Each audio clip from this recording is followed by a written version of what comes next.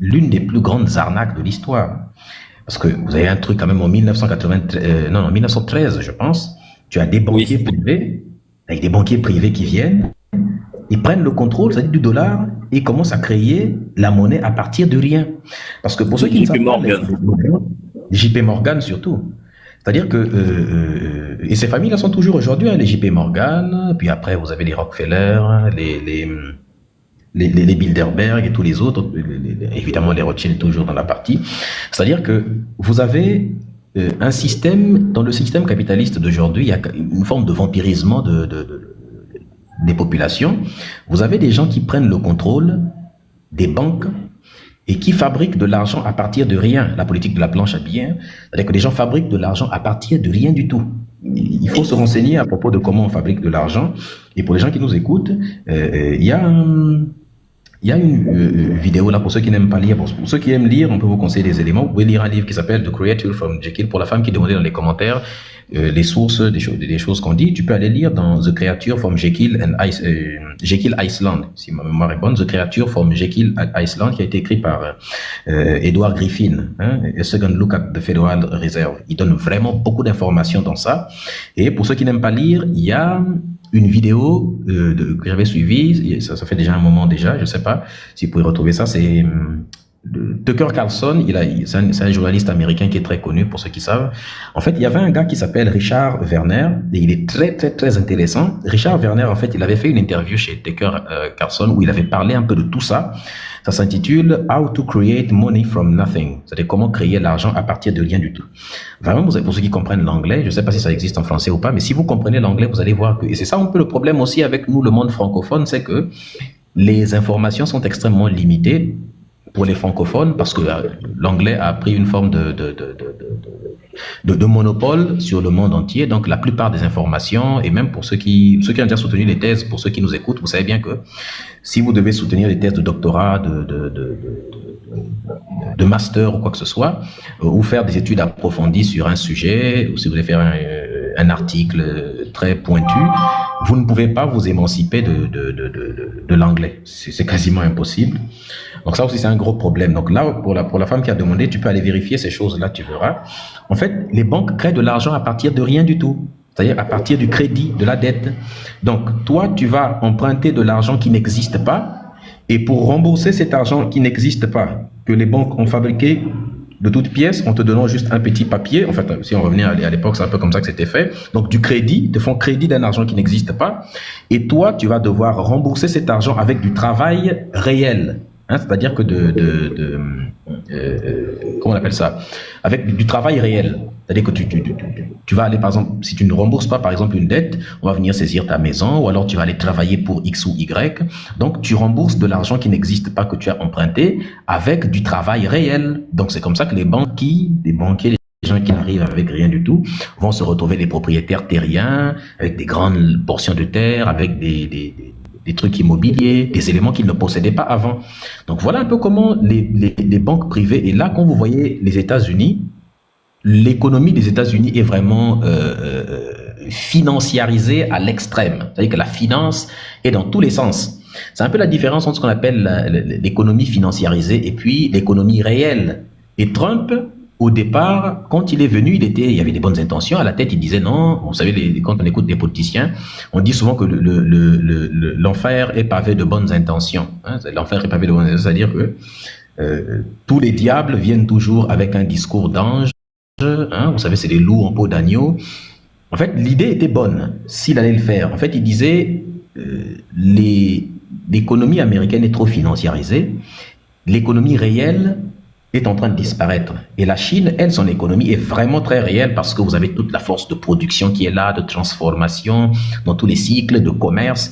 Donc, Trump voulait que les États-Unis produisent aussi, réellement. Mais le problème, c'est que là, c'est l'inverse. Parce que de toute façon, ce n'est pas possible, parce que quand on produit aux États-Unis, les coûts explosent, n'est-ce pas? Ça passe à des niveaux très incroyables, les gens ne peuvent pas suivre derrière. Donc toutes les productions sont délocalisées auprès de la Chine et des autres. Mais comme c'est délocalisé, ça veut dire que tout est produit en Chine. Mais comme tout est produit en Chine, ça veut dire que quand ça revient, il faut des droits de douane qu'ils vont devoir imposer dessus. N'est-ce pas? Il faut payer en fait beaucoup plus cher. Et donc là, Trump décide de mettre des droits de douane. Mais quand il met des droits de douane, c'est le consommateur américain qui est pénalisé en quelque sorte. Donc c'est un peu le jeu du serpent qui se mord la queue. Même pour le cas des Européens, en fait, il y a eux aussi sont un peu dans le même problème. Hein. On se souvient que Trump met des taxes pour essayer de limiter l'importation des produits chinois, mais ça retombe sur lui. Parce que vous ne pouvez pas ne pas importer les produits de la Chine, et à ce moment-là, la Chine n'était pas intervenue. La Chine est restée tranquille en se disant, OK, il n'y a pas de souci, nous, on interviendra le moment voulu. Et là, on se souvient, hein, d'ailleurs, c'était, comment on l'appelle merci à ceux qui sont en train de sécuriser le live. Tapotez, partagez, sécurisez, s'il vous plaît. On se souvenait que c'était d'ailleurs même les Chinois eux-mêmes. Hein. Les Chinois eux-mêmes, ils s'étaient fâchés quand Trump avait mis en place des droits de douane. Vous vous souvenez à l'époque, les Chinois faisaient des vidéos pour montrer qu'en réalité, vos produits de luxe que vous consommez aux États-Unis, en Europe et partout, en fait, c'est fabriqué en Chine, mais que ça coûte moins cher, parce que c'est la guerre de la communication, ça coûte moins cher de l'acheter auprès de nous, les Chinois, directement, plutôt que d'attendre qu'il y ait le logo Fendi, le logo Louis Vuitton, le logo Gucci et ainsi de suite dessus. Parce que y a une loi européenne d'ailleurs, c'est un peu l'hypocrisie de l'Union européenne. Hein. L'Union européenne qui vote une loi pour dire que voilà, nous on fait du protectionnisme pour garantir du made in Europe, il faut que les choses soient fabriquées. Mais en fait, quand tu regardes la loi en question vers la fin, ils disent, alors l'essentiel c'est que la dernière pièce d'un élément soit produit en Europe. C'est bizarre, c'est-à-dire que si tu fabriques un sac à main, donc Wilfried fabrique par exemple un sac à main, il est en Chine, il fabrique un sac à main totalement, il fabrique comment on appelle ça, aussi les fermetures, j'importe son sac à main et sa fermeture, la loi européenne me dit, pour garantir le made in Europe, l'essentiel c'est que la dernière pièce soit faite en Europe, donc ça veut dire que je dois coudre la fermeture en Europe. Si j'arrive à coudre la fermeture en Europe, là, je peux mettre mon logo dessus et dire Made in Europe. Pourtant, tout est Made in China, mais moi, je dis Made in Europe, simplement parce que j'ai cousu la pièce que je n'ai même pas fabriquée. Si je prends la fermeture et que je l'installe sur le sac, hein, ou bien je prends les boutons, je les installe sur l'habit en Europe, alors que le bouton est fabriqué en Chine et l'habit lui-même aussi en Chine, et bien ça, on dira Made in Europe. Donc c'est ça qui est le quotidien des Fendi, des Louis Vuitton et la plupart des choses que les gens portent. Mais quand vous voyez en Chine, ils coûtent moins cher. Donc c'est là où on voit un peu Trump aussi. Mais là maintenant, après, la Chine a décidé de riposter en limitant un peu, en empêchant les États-Unis d'acquérir les terres rares. Donc là, c'est parti. Donc on voit que c'est vraiment un truc qui est difficile sur le plan mondial parce que tout est imbriqué, tout est collé, il y a la finance à l'intérieur. Et en parlant de ce que nous étions en train de dire tout de suite là, il y a une idée qui me revient en tête. Pour le cas de la France, est-ce que vous savez que le 3 janvier 1973, il y avait, en fait, il y avait une loi qui avait interdit à la France elle-même de s'emprunter à elle-même, c'est-à-dire d'emprunter son propre argent à taux zéro. Ce qui va obliger donc la France à emprunter auprès des marchés. Et les marchés en question, devinent par qui ils étaient contrôlés? Par les mêmes personnes. Donc comme ils ne pouvaient pas emprunter, eh bien ils étaient obligés d'aller emprunter chez les banques, donc avec des intérêts très folles. Résultat, depuis des années là jusqu'à aujourd'hui, vous avez la dette qui est programmée, n'est-ce pas? Et ça ne fait qu'augmenter, augmenter. Donc vous avez toutes les taxes, les impôts, n'est-ce pas? Ils n'arrivent même plus à les payer. La dette ne fait qu'augmenter, augmenter, augmenter. Vous avez des services publics qui sont totalement financés par des emprunts qu'ils prennent à propos sur les, qu'on appelle ça, sur les banques. Donc, ça crée un cercle vicieux en quelque sorte. Et ça enrichit les 1% de riches. Et ces 1% sont les mêmes personnes qui contrôlent et les banques et les multinationales. Et les fameuses multinationales en question sont les multinationales de pétrole. N'est-ce pas, les Exxon dont on a parlé et autres, qui se goinfraient dans le pétrole du Venezuela et un peu ailleurs, et qui, quelque part, ont mal pris le fait que le président du Venezuela de l'époque ait nationalisé ça. Voilà pourquoi les États-Unis ont financé une idiote là qui s'appelle Corina Machado. Alors elle aussi, vraiment, c'est un truc. Hein. En fait, c'est une opposante vénézuélienne. Elle habite au Venezuela. le gouvernement vénézuélien s'en fout un petit peu parce que bon, elle ne pèse rien du tout, elle n'a pas un vrai poids sur la politique. Et là, les États-Unis commencent à fabriquer tout un récit comme quoi elle est menacée, on doit l'exfiltrer, voilà, on veut la mettre en prison. Le gouvernement s'en fout complètement. Les Vénézuéliens se lèvent un matin et disent, on la voit devant la télévision en Europe, voilà, je me suis enfui de mon pays, on a dû m'exfiltrer, vraiment, sinon ma vie était en danger. Là, le gouvernement dit, mais les gens là sont terribles, quoi. Personne te calcule dans le pays. Et là, badaboum, abracadabra, elle a le prix Nobel de la paix. C'est là où on voit que finalement, même le Nobel, on ne donne pas le prix Nobel pour des raisons humanistes, hein, c'est-à-dire qu'on donne pour des raisons politiques. Et donc tout ça c'était pour préparer, parce que c'est elle qui sera la prochaine présidente du Venezuela, parce que quand on va la ramener au Venezuela, les États-Unis vont la ramener au Venezuela, ils vont tout faire pour appeler tous les anti-Maduro là pour qu'ils viennent la célébrer son arrivée comme étant, n'est-ce pas, comme si elle était un vrai leader politique qui a été exilé et qui est revenu pour venir prendre les rênes du pays.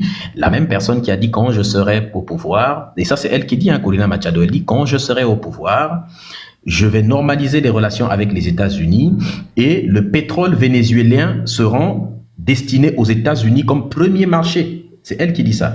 Et la même personne qui dit, je crois qu'elle avait dit un truc sur Israël aussi, elle dit, quand je serai présidente du Venezuela, puisqu'elle a envie de l'être, et qu'elle sait qu'elle sera avec des soutiens états-uniens, et puis elle a dit, quand je serai président, je vais normaliser les relations avec Israël, et Israël sera parmi les premiers soutiens du Venezuela.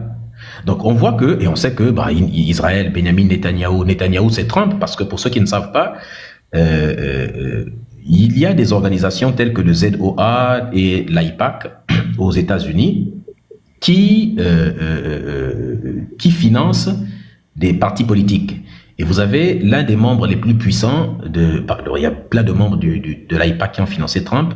Celui qui a le plus financé, c'était l'un des membres du ZOA. ZOA, pour ceux qui ne savent pas, c'est Zionist, donc sioniste, hein, Organisation of America, qui s'appelait Sheldon Adelson. Il a donné, le mec, si on compte le premier mandat de Trump et le deuxième mandat, il a dû donner quelque chose comme 500 milliards, parce qu'il avait donné 200 milliards, 200 millions, pardon. Donc ça peut à peu près 500 millions. Donc on est à peu près un demi-milliard de dollars que les mecs ont donné pour la campagne de Trump. Là, ils ont donné près de 300 millions, pardon, de dollars pour la campagne. Donc, ce qui fait que quand Trump arrive au pouvoir, il ne peut que appliquer la politique, suivre la politique de Netanyahou et de tous les autres derrière. Parce que le mec disait, quand je vais arriver au pouvoir, je vais arrêter la guerre en Palestine. Ce n'est pas ce qu'il a fait. Il a amplifié la guerre en Palestine, il est venu, il a donné tout son soutien, et jusqu'à aujourd'hui, il continue à bombarder la Palestine. Il a dit, quand j'arriverai, je vais régler cette affaire avec l'Iran. Résultat, ils ont fait bombarder l'Iran, ils ont détruit les installations nucléaires des Iraniens, alors qu'il avait dit qu'il ne le ferait pas, je ne vais pas faire des interventions. Le mec a même ajouté que la Palestine il va transformer la Palestine en station balnéaire, en fait une espèce de côte d'Azur à l'israélienne. Donc là, on voit, et là, il est allé intervenir là-bas, et là, il est en train de menacer d'intervenir au Groenland. Pourquoi? Parce que déjà, le Groenland, quand on regarde sur la carte, c'est une zone qui est très stratégique parce qu'à partir du Groenland, tu peux voir tous les bateaux qui quittent la Russie à travers la mer du Nord. Donc, ce qui fait que pour les États-Unis, parce qu'ils veulent former une espèce de mur, hein, une espèce de mur défensif des États-Unis. Donc, ils veulent créer un empire, mais tout autour de l'empire, donc ils veulent verrouiller. Donc, depuis de l'autre côté, parce qu'on voyait la carte du monde, vous voyez, il y a l'Europe, puis ensuite vous avez l'Afrique. Donc, au-delà de l'Afrique et de l'Europe, à partir de l'Atlantique jusqu'aux États-Unis, ils veulent, tout ça c'est américain dans leur cerveau. Donc l'Amérique du Nord, tout le Nord et tout le Sud, c'est le mec qui avait dit que, il avait proposé, mais pourquoi est-ce que le Canada ne serait pas le 51e État des États-Unis? Donc là, il part maintenant au Groenland, parce qu'on sait aussi que le Groenland a des terres rares.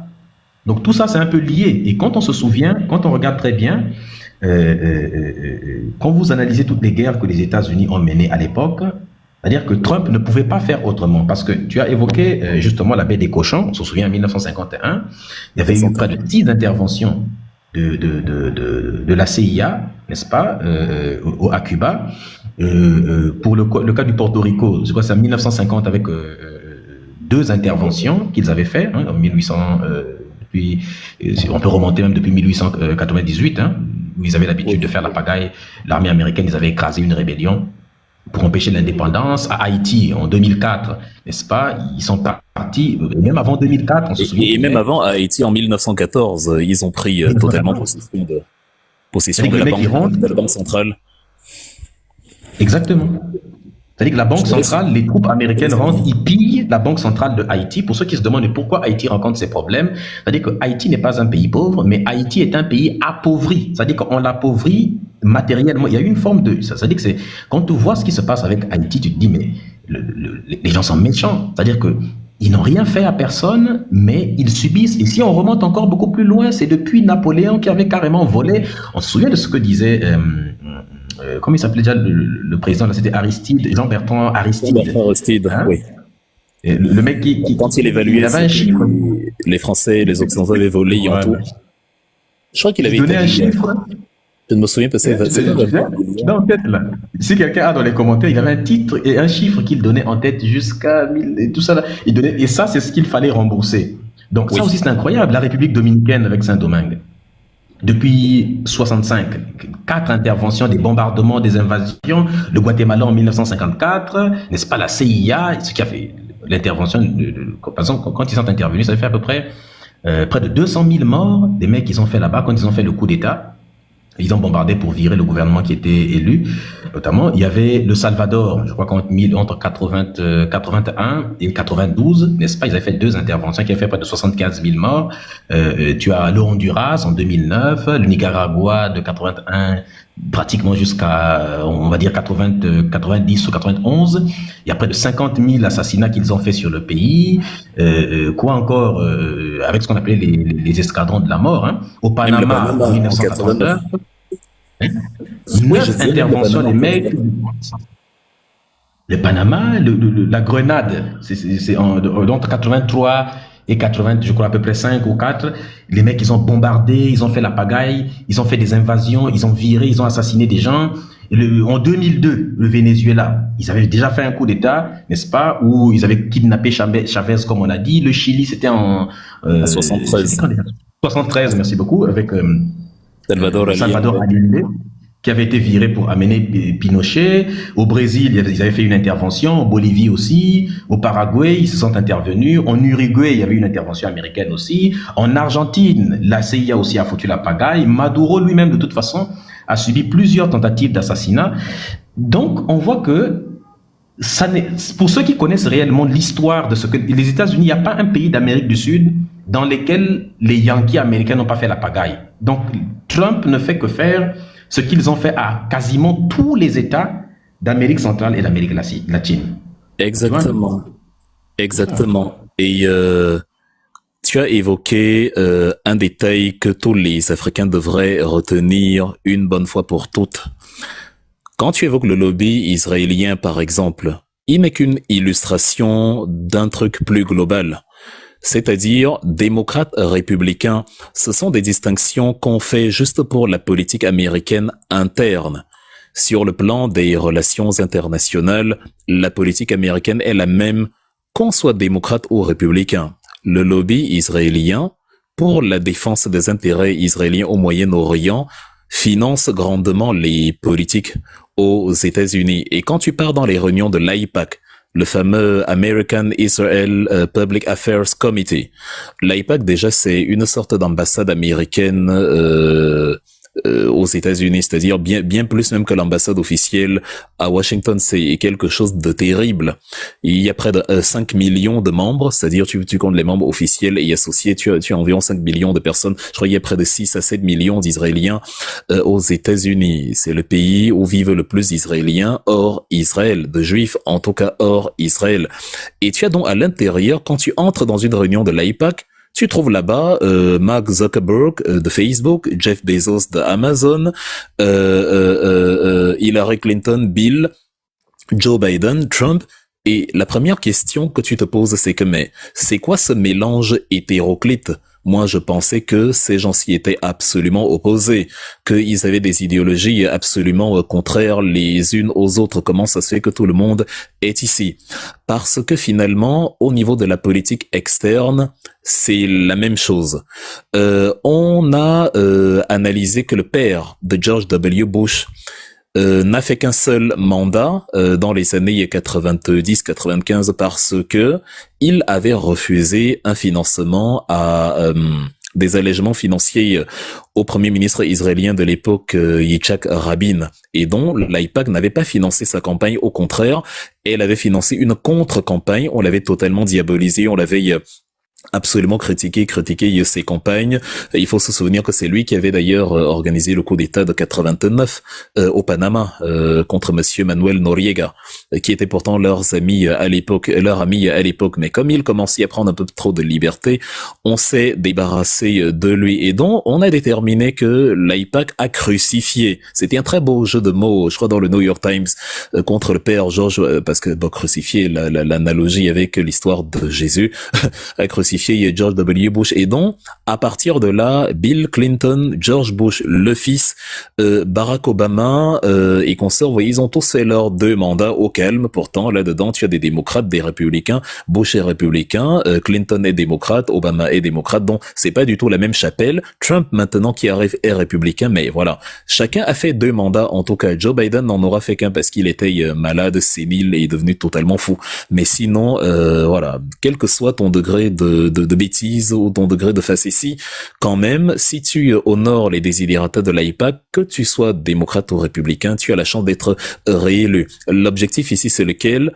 Israël, qui est au cœur du Proche-Orient, là, entouré de pays arabes, veut évidemment rester la plus grande base militaire américaine sur Terre, parce que c'est comme ça qu'on les considère. C'est la plus grande base militaire américaine. C'est le point de relais des Américains pour déstabiliser à peu près tout le Moyen-Orient, et en retour, Israël va bénéficier du soutien américain pour empêcher les pays alentours de développer l'arme nucléaire. Et comme ces pays sont des idiots, vous avez le Qatar qui pense que en achetant le Paris Saint-Germain, tu peux être protégé des invasions, tu peux être protégé de je ne sais quoi. Ils n'ont toujours pas compris que les États-Unis ne protègent personne. Les États-Unis mènent une guerre d'influence pour empêcher la Russie de redevenir l'URSS et pour empêcher la Chine de se constituer un empire. Mais sinon, vous, personnellement, ils s'en foutent totalement. Donc, que ce soit le Qatar, l'Arabie Saoudite ou autres, ils ne servent justement que de point, que de tremplin pour aider la Turquie, que pour aider les Américains à mieux sauter dans les pays alentours. Et donc, l'avantage pour Israël dedans, c'est tu me protèges, comme j'assure en tout cas tes positions ici, en retour, tu sers aussi mes intérêts en empêchant mes voisins qui me détestent de développer l'arme nucléaire qui va nous empêcher de les bombarder. Parce que tout le blabla qu'on raconte sur l'Iran menace la sécurité d'Israël et tout, ce ne sont que des jeux de mots. Aucun pays n'a l'intention d'utiliser la bombe nucléaire contre un autre. Même Kim Jong-un, qui est un fou, dit-on, n'a jamais envisagé utiliser l'arme nucléaire sur quelqu'un. Il l'utilisera si il se fait y attaquer. S'il ne se fait pas attaquer, il ne bombardera personne. En tout cas, pas avec cette arme-là. L'objectif réel de l'Iran, s'ils viennent à développer l'arme nucléaire, c'est d'empêcher que on leur marche dessus, on finance des déstabilisations, on vienne leur installer le fils de Reza Pahlavi, qui était un peu la petite princesse des Américains jusqu'à son éjection en 1979. Donc, l'AIPAC, c'est à peu près ça. C'est-à-dire une structure, une église politico-militaire financière qui nourrit les démocrates et les républicains de manière invariable. C'est ce qui fait donc que la politique américaine, quel que soit le pays, et quel que soit le président, est exactement la même médusa. Quand Trump est arrivé au pouvoir, effectivement, les choses semblaient être différentes parce que il disait qu'il va mettre fin aux guerres, il disait que voilà, les prédécesseurs ont mené une politique agressive et que lui, il privilégie le business et qu'il ne fait pas trop, il n'est pas trop dans le tout militaire. Mais je je regardais déjà personnellement d'un œil circonspect ces annonces parce que je savais que sur la question israélienne, il n'y avait rien à faire. C'est un pro-israélien de la dernière heure. Et c'est comme ça que, en 2018, malgré son retrait, son repli, le fait qu'il n'ait pas organisé autant de guerres, ou presque pas de guerres, enfin, pas, littéralement pas, comme ses prédécesseurs, ou un peu comme Joe Biden après, quand même, il s'est arrangé à déplacer l'ambassade américaine de Tel Aviv à Jérusalem, sachant à quel point la ville est sensible, Jérusalem, décider que Jérusalem est la capitale du seul Israël en marchant sur l'histoire et les désirs des Palestiniens qui vivent là et qui étaient là avant les Israéliens au début du siècle, même si ceux-ci veulent plutôt remonter dans la Bible, la Torah et je ne sais quoi, c'est quand même mettre le feu aux poudres. Et donc ça déjà c'était quelque chose, c'était une approche pas très, c'était un message aussi clair que malveillant, une manière de dire bah j'ai choisi mon camp, peu importe les conséquences. Et dans la même lignée, il a carrément sorti, il a déchiré l'accord sur le nucléaire iranien, alors que c'était quand même déjà une avancée dans une logique de pacification de la sous-région, dont il a quand même marqué d'une certaine manière le bellicisme qui caractérise les Américains, quelle que soit leur obédience politique, même s'il n'a pas fait les mêmes interventions que les autres. Après, il y a eu les échauffourées verbales, les joutes verbales qu'il menait avec Kim Jong-un à plusieurs reprises où ils se menaçaient mutuellement de se bombarder. J'ai un bouton sur mon bureau, dit Kim Jong-un, dont si tu viens, j'appuie. Donald Trump qui dit j'ai un bouton plus gros et le mien fonctionne, etc. Des choses comme ça. Mais il avait suscité une sorte d'espoir en rencontrant quand même à 3 reprises le fameux Kim Jong-un à Hanoï au Vietnam une fois, à Singapour une deuxième fois, et une troisième fois, ça s'était passé sur la zone démilitarisée entre les deux Corées, que les Américains évidemment s'étaient partagés en 53 avec les Soviétiques entre le Nord et le Sud. Et donc, on a vu quand même, on se disait bah quand même c'est bien. On voit le premier ministre, on voit le dirigeant sud-coréen Moon Jae-in qui serre la main à Kim Jong-un sur la ligne de démarcation au niveau du 38e parallèle. On voit Trump qui traverse. On se dit bah ok. Il y a des messages, il y a des velléités de paix, mais quand même, ces attitudes sur le nucléaire iranien ou encore sur Israël montraient déjà que c'est quelqu'un quand même de pas fiable. Ça reste un Américain, et comme tu l'as dit, c'est ce qu'on a fort bien vu maintenant lors de son deuxième mandat. C'est-à-dire quand il est arrivé, il a appliqué... tu as eu une analyse sur la doctrine Monroe Medusa qui a été la même que la mienne en début d'année, avant même qu'il ne parte au Venezuela. Et après, quand j'ai vu les débats à la télévision, je me suis dit, bah, ils ont une toute autre interprétation de la doctrine Monroe. Parce que la doctrine Monroe, c'est clair que James Monroe, le président américain, c'était en 1817 jusqu'en 1825, le 5e président, juste après James Madison. Il estimait que les Américains se concentrent sur eux-mêmes et gèrent leurs affaires, et les Européens ne doivent pas se mêler. Maintenant, les Américains non plus ne vont pas se mêler des affaires américaines. C'est ma lecture aussi de la doctrine Monroe.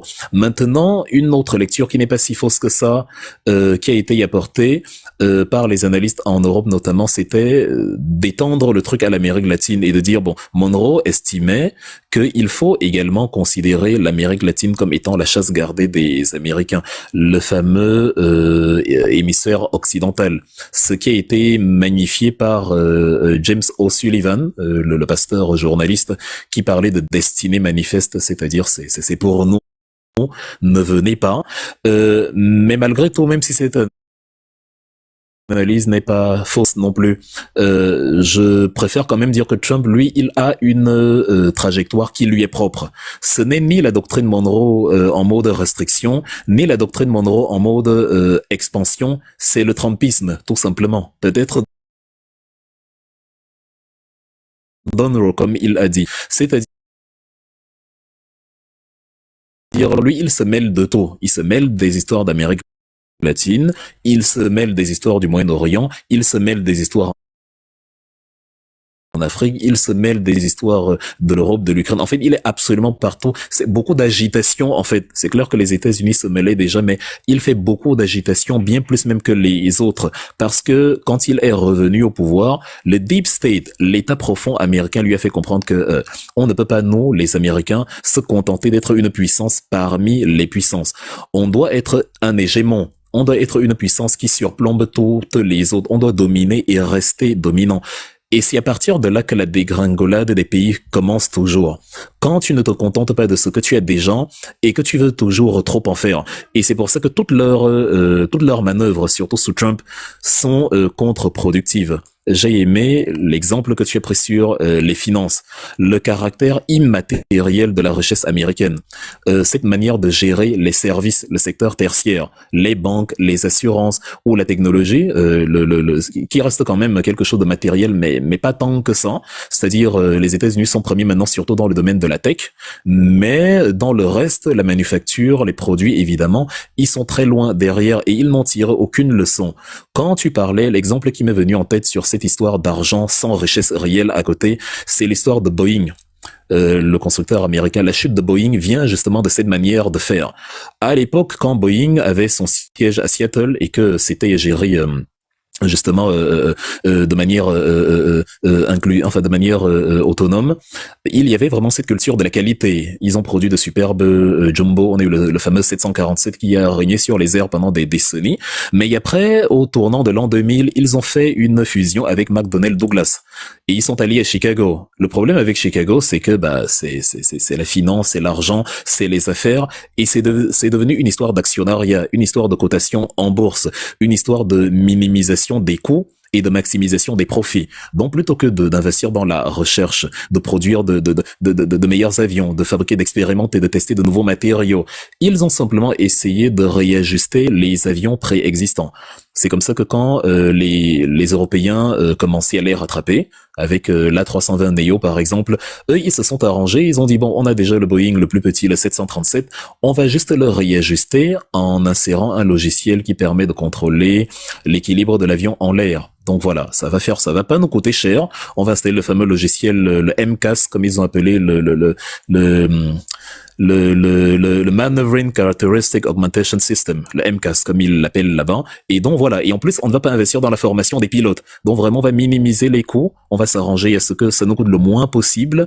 Et voilà. Mais on garde l'attractivité et la rentabilité sera forte parce que les coûts sont faibles. Et à partir de là, l'action de Boeing va être très élevée. Et donc voilà. Nous, on va s'enrichir.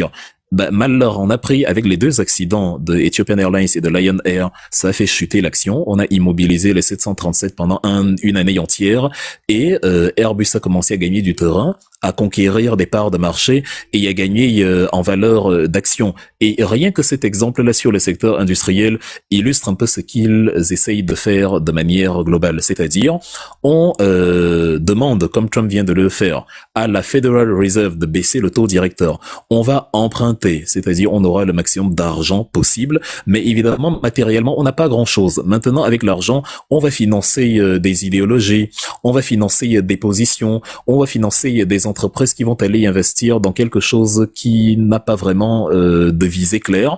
Le pétrole au Venezuela, avec la situation politique là-bas, on ne sait pas là où ça va nous mener. Et à côté, évidemment, il y a ce problème de délocalisation. On dit, il y a je sais pas, Apple qui estime que bon, le salaire d'un Américain moyen c'est très élevé, je ne peux pas le payer, donc on va aller produire à Taïwan les semi-conducteurs, en Indonésie la coke, quelque part aux Philippines la batterie, en Inde XYZ. Quand ça va revenir aux États-Unis, on va mettre, je sais pas, une petite antenne intérieure et le logo Apple et c'est bon, ça suffit pour dire Made in America et voilà. Sauf que outre la perte du savoir technologique, il y a maintenant l'absence de la désindustrialisation, l'absence de pôle réel de création des richesses et du coup ça nous des avantages sur le long terme parce que les gens chez qui nous délocalisons s'approprient les technologies.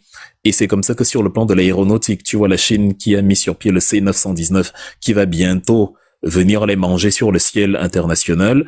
Tu as, même si c'est pas tant que ça la Chine, c'est la Chine quand même, Taïwan avec les semi-conducteurs, tu as la Chine elle-même avec les terres rares, le thulium, l'ytérium, l'herbium. Les gens ne savent pas que même dans le biais de 10 euros, même dans les euros qu'ils ont entre les mains, il y a les terres rares dedans. Il y a un matériau qu'on appelle l'europium. L'europium, c'est justement dans la bande lumineuse de l'euro pour rendre difficile les contrefaçons.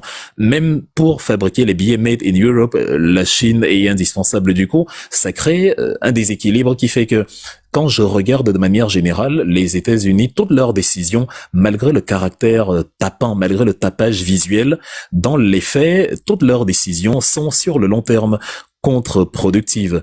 Je termine, si tu permets, avec l'élément Macchiato, parce que je m'appuie simplement sur les cas que tu évoquais. Je suis totalement d'accord avec toi. Elle est pro-Israël, pro-États-Unis, pro-machin, elle est tout, mais sauf pro-Venezuela. Elle est pro-tout, sauf Venezuela. On a donc fabriqué comme ça une curieuse femme qu'on a transformée en leader politique de grande envergure alors qu'elle n'a aucune assise au Venezuela. On est arrivé, il y a le comité Nobel qui montrait déjà à quel point il est corrompu en 2008 en décernant le prix Nobel à Barack Obama qui n'avait encore rien foutu et qui est carrément venu foutre la mierda à l'international. Et donc là, maintenant, ils ont fait fort, c'est-à-dire attribuer le prix Nobel de la paix à quelqu'un qui, limite, ils vont l'attribuer un jour à Netanyahou. Donc elle est pro-tout. Elle est pro-Netanyahou. Quelqu'un qui a massacré près de 100 000 personnes, près de 5 000 bébés en Israël, près de 100 000 personnes en moins d'une année, qui a bombardé, rien que au moment de la guerre des 12 jours, là, quand Israël se plaignait qu'on a bombardé un hôpital à Beersheva, et ils avaient déjà bombardé 697 fois des hôpitaux dans la petite bande de Gaza. Quelqu'un qui a éliminé des vieilles femmes, des femmes enceintes, des vieillards, des infirmes, des handicapés, des gens hospitalisés, des bébés. Elle est pro-Israël, elle dit le Venezuela deviendra le principal soutien. Elle est elle est anti-Iran, évidemment. Voilà, et elle est absolument pro-américaine. Et elle dit carrément que nous, les Vénézuéliens, on va vous tendre notre derrière et vous allez nous la mettre bien profond. Et on s'imagine que les Vénézuéliens vont ouvrir les bras et dire oh viens.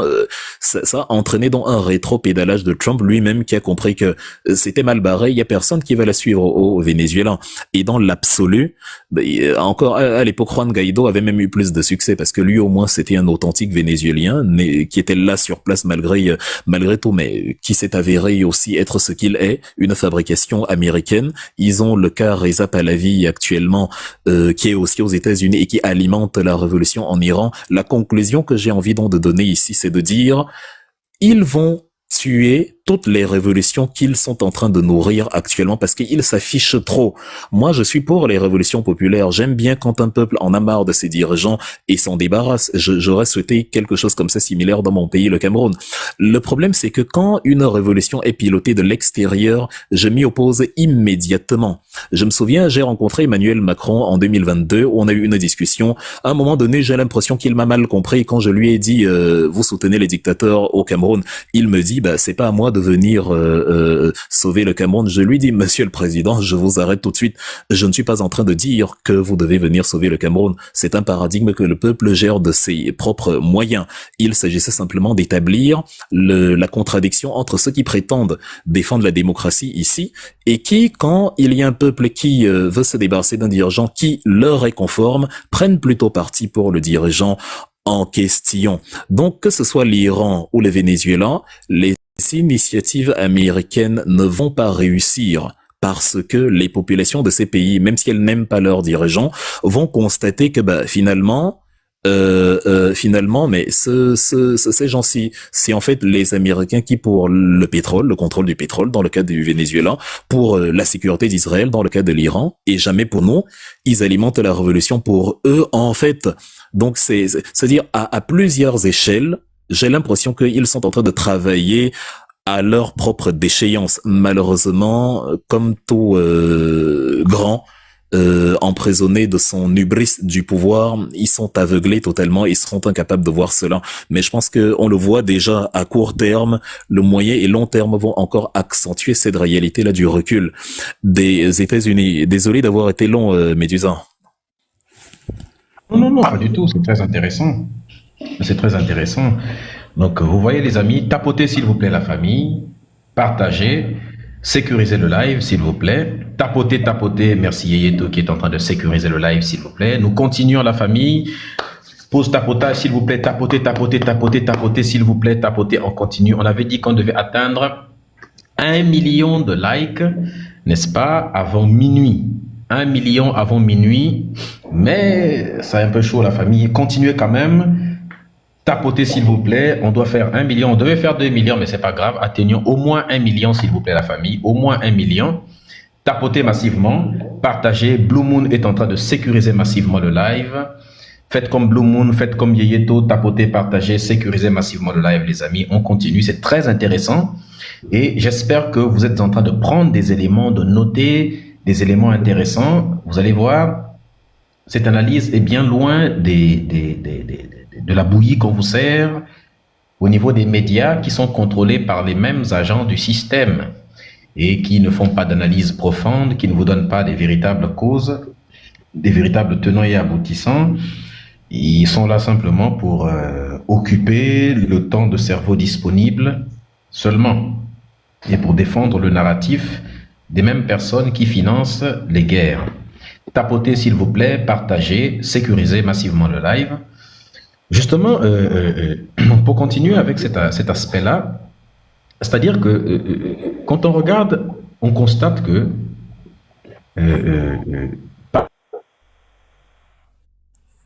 autour de Trump, hein, c'est-à-dire que son entourage, on a des gens comme Marco Rubio et les autres. Alors, quand je m'étais concentré un peu sur le cas de Rubio, j'avais constaté un truc qui est assez bizarre, c'est que le 7 mars 2019, en fait, Rubio, quand il était encore sénateur, s'il n'était pas encore, avant qu'il commence à courir pour la présidentielle et autres, Rubio, il était encore sénateur. Et quand il était sénateur, il avait évoqué lors d'une audition au Sénat, donc c'était donc en mars 2019, il y avait une audition au Sénat. Et il avait défendu un document dans lequel il avait listé 3 points pour renverser Nicolás Maduro. Là, on est en 2019, c'est il y a longtemps, les amis. Regardez, 2019 et 2026. Donc, ça fait près de 6 ans, donc 5 ans. Le mec avait défendu un plan où il proposait voici comment on peut faire pour renverser Maduro. Et pour tous ceux qui veulent, pour la dame qui demandait les sources, si vous allez sur le site du Congrès, hein, www.congress.gouv, vous allez trouver ça. Je pense même que si vous allez sur le site de www.gpo.gouv, vous allez trouver ça. Le document est en libre accès. 7 ans, ça fait près de 7 ans, autant pour moi.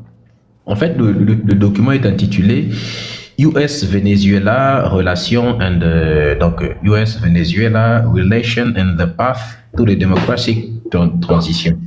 En gros, en français, ça pourrait donner quelque chose comme relation entre les États-Unis et le Venezuela, to the path, vers la voie, vers la transition démocratique, quelque chose comme ça.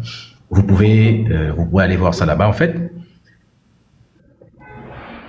quand vous voyez un peu le mec en train d'expliquer comment on va virer le Venezuela du pouvoir, et vous voyez qu'aujourd'hui ça s'est accompli, tu te dis quand même que tout ce que font les États-Unis, en fait, ils vous le disent presque à l'avance. Parce que je rappelle que le premier gouvernement de Donald Trump, c'est quoi? C'est, je crois, le 20 janvier 2017 jusqu'au 20 janvier 2021. Donc, quand ça arrive en 2019, Trump est au pouvoir. Et je rappelle que Trump, c'est les républicains. Et Marco Rubio, il était républicain. Donc, c'était le clan des sénateurs républicains et des représentants républicains, donc les membres, les parlementaires républicains, qui proposaient de virer Maduro au pouvoir quand Trump était président. Donc, quand Trump revient pour la deuxième fois, ça n'étonne personne qu'il le fasse. Donc, quand ils sont revenus au pouvoir, là, le 15 mars, c'est-à-dire à peu près 2 mois après que Trump ait été réélu, cette deuxième fois, donc c'était le 15 mars qui vient de 2025, là, vous avez Trump qui a fait un truc qui a un peu étonné à peu près tout le monde, c'est-à-dire que les mecs viennent d'arriver au pouvoir et là, il produit un document où il désigne comme ennemi le Venezuela. Donc Donc, il avait invoqué une loi, c'était l'Alien Enemy Act. C'était une loi sur les ennemis étrangers. C'est une loi du XVIIIe siècle qu'il avait ressuscitée, en fait, pour trouver juste un prétexte pour attaquer. Donc, tout ce qu'il fait là, en fait, c'est soutenu un peu par cette loi. Pour vous expliquer rapidement, c'est quoi? La loi, en fait, il y a 3 principes que ça défend. Le premier élément, c'est que la loi autorise en fait, c'est une loi de guerre, comme on appelle ça, les lois martiales. Hein, c'est des lois de l'époque de guerre. Ça autorise un pays de détenir ou d'expulser un citoyen d'une nation qui est considérée comme ennemi aux États-Unis. Le deuxième élément, c'est que la loi en question ne peut être évoquée que lorsqu'on est en temps de guerre. Et il faut que ce soit une guerre vraiment déclarée, hein, ou bien quand il y a une invasion. Si les États-Unis font face à une invasion, ainsi de suite, là, ils peuvent évoquer la loi en question. Et le troisième élément pour évoquer cette loi-là, c'est que je crois que déjà même ils ont utilisé ça, je crois que 3 fois seulement les États-Unis, hein, c'était lors des guerres aussi. Donc il faut que l'invasion soit imminente. Donc c'est une loi qui n'a même pas de rapport avec. Et qu'est-ce que Trump fait? Il produit un document dans lequel il dit non, mais vous savez, les États-Unis sont attaqués par un groupe, un gang, le gang de Tren de Aragua, un truc comme ça, la Tren de Aragua, vont envahir les États-Unis. Bon, le prétexte est assez ridicule, mais ça a fonctionné. Donc, dire qu'il y a un cartel de drogue qui veut envahir les États-Unis d'Amérique, et donc pour réagir contre ce trafic de drogue-là, il faut absolument voter cette loi. Donc, le 7 avril 2025, il y avait même des services secrets des États-Unis, qu'on appelle ça National Intelligence Council, parce qu'ils ont beaucoup de services comme ça. Et il y a un des services secrets des États-Unis qu'on appelle National Intelligence Council. Ils ont publié un document dans lequel ils démontrent eux-mêmes, c'était le 7 avril 2025, donc juste l'année dernière, où le document est en train d'examiner toutes les activités et ils ont démontré que non, ce gang-là ne constitue pas une menace pour les États-Unis en tant que tel et qu'ils ne vont pas envahir les États-Unis. Et dans leur conclusion, ils disent même que le gang en question, donc le cartel en question, n'a pas de lien avec le gouvernement du Venezuela. Du moins, d'après leur analyse, le gouvernement du Venezuela n'a rien à voir. Et pour ceux qui doutent, pour celles qui demandaient les sources, vous pouvez aller trouver sur le site comment ils appellent ça déjà, j'ai oublié le nom, nafsa.org, voilà, tu vas sur nafsa.org, tu peux trouver ça. Si tu vas sur brennancenter.org, vous pouvez également trouver ça, donc le document est disponible. En fait, donc on voit que le prétexte que les États-Unis font pour la drogue, comme quoi non, mais il y aurait la drogue, tout ça, d'ailleurs, il y a beaucoup d'éléments qui montrent que c'est faux. Premièrement, pour ceux qui connaissent un peu l'histoire, vous allez voir que si le trafic de drogue est très répandu, que ce soit en Amérique du Sud ou bien même en Asie, c'est d'abord à cause des États-Unis. Parce que à l'époque, les États-Unis voulaient faire tomber le communisme. Donc, ils se sont attaqués à tous les endroits où il y avait le communisme, que ce soit en Amérique du Sud ou bien en Asie. Or, en Asie, il y avait des petits fabricants de drogue, des petits cartels qu'on appelait les seigneurs de guerre. Or, ces seigneurs de guerre, ils étaient contre le pouvoir en place parce qu'ils voulaient vendre leur substance, mais que, vous savez, avec le communisme considérait ça comme des éléments qui perturbent la jeunesse et qui perturbent, parce que c'est condamné dans la plupart. J'ai rarement vu un gouvernement communiste dans l'histoire, quand on étudie l'histoire en tout cas, qui autorise ça. Donc, ils prohibaient, en plus les Asiates, ils rigolent pas avec, hein, ils prohibaient le commerce de drogue. Donc là, les États-Unis se sont dit, comme on cherche toutes les personnes qui sont, nous, on va soutenir ces seigneurs de guerre, et les seigneurs de guerre ont été armés, parce que les producteurs de drogue, ils ont été armés par les États-Unis, ils ont été financés par les États-Unis pour combattre les petites guérillas qui luttaient contre eux-mêmes, parce qu'il y avait des petits groupes, n'est-ce pas, qui soutenaient la révolution communiste dans ces pays-là. Et donc, pour soutenir ces petits groupes-là, c'est quoi ça? Vous avez les cadeaux bizarres. C'est une photo de Donald Trump. Tapoter, partager, sécuriser le live, s'il vous plaît. Donc, ça m'a un peu surpris, du coup. Donc, du coup, ils vont soutenir tous ces trafiquants de substances illicites là. Et donc, on a même des documents des États-Unis qui montrent que la CIA a même participé à faire rentrer aux USA de la drogue, ou même pour le commercialiser. Ils ont fait sortir dans des bateaux de guerre américains de la drogue de ces gens-là. C'est-à-dire qu'on vous aide à sortir des substances illicites de ça. Et c'est la même chose qui a été aussi fait. Ils ont reproduit la même chose parce que là, c'était les États-Unis, mais aussi la France. Hein, parce qu'on se souvient, la France avec au Vietnam, ils ont soutenu des trafiquants de drogue contre le gouvernement vietnamien quand ils voulaient se libérer du, entre guillemets, franc CFA que la France avait fait subir sur le pays, et donc parce que la France avait colonisé un peu ce pays également. Donc les États-Unis ont fait la même chose en Amérique du Sud. Ils ont soutenu des trafiquants pour lutter contre le communisme, parce que faut savoir que le communisme avait beaucoup d'influence sur l'Amérique du Sud. D'ailleurs, ça a été une erreur qu'ils ont fait quand on parle de panafricanisme, justement, pour les Africains qui refusent l'idée d'un panafricanisme et tout ça, de savoir que eux, on leur a proposé, et d'ailleurs Théophile Obenga en parle, hein, Théophile Obenga, il a l'habitude d'expliquer aux Africains que les Américains du Sud, on leur avait proposé eux-mêmes, hein, c'est-à-dire que d'autres Américains du Sud avaient proposé l'équivalent des États-Unis d'Amérique, mais pour le Sud. Leur avait dit, on va faire une affaire de panaméricanisme, hein, mais sans les États-Unis. Donc une forme de panafricanisme, mais pour les Américains du Sud.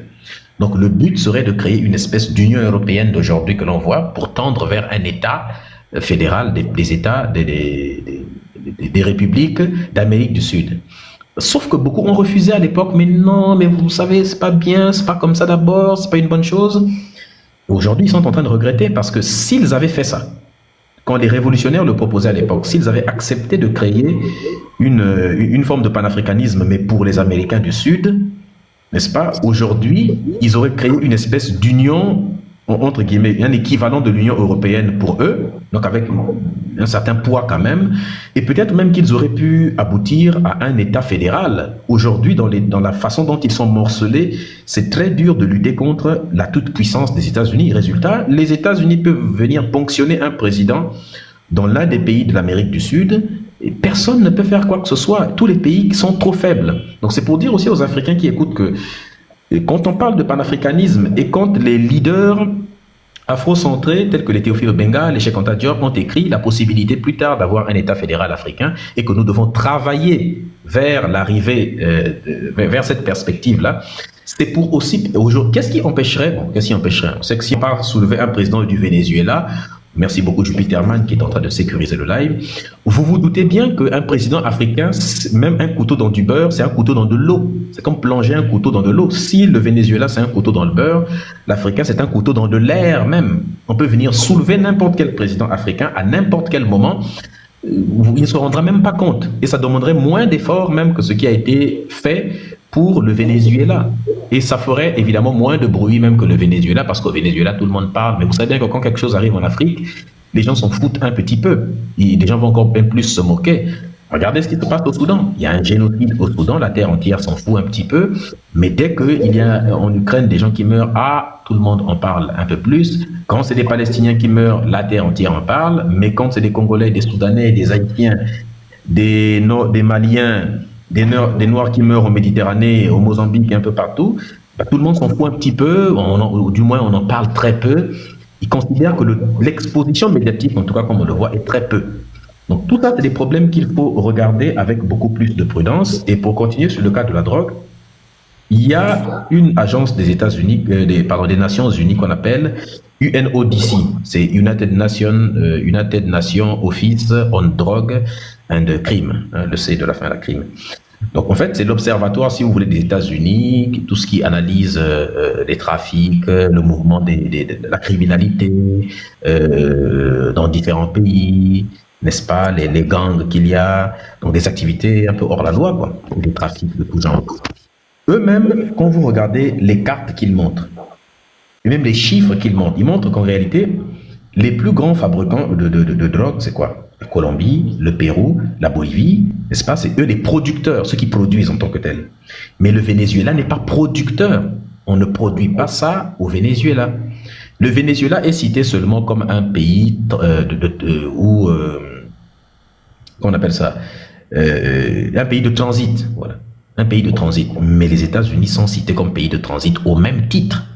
Parce que les États-Unis font beaucoup la bouche, oui, mais on fabrique de la drogue là-bas. Premièrement, c'est eux, les États-Unis, qui ont contribué à faire que ces pays-là soient des grands producteurs parce qu'ils les ont financés et ils ont aidé ces pays à écouler leur drogue à cause, parce que c'est des mouvements qui résistaient contre les États, n'est-ce pas? Donc ils ont soutenu des narcotrafiquants, des pays transitaires, et aussi aux États-Unis, des drogues telles que le fentanyl, mais aussi d'autres opiacés, ce qu'on appelle là les opiacés, sont produits aux États-Unis. L'oxycodone, l'oxycontin, ainsi de suite, c'est produit aux États-Unis.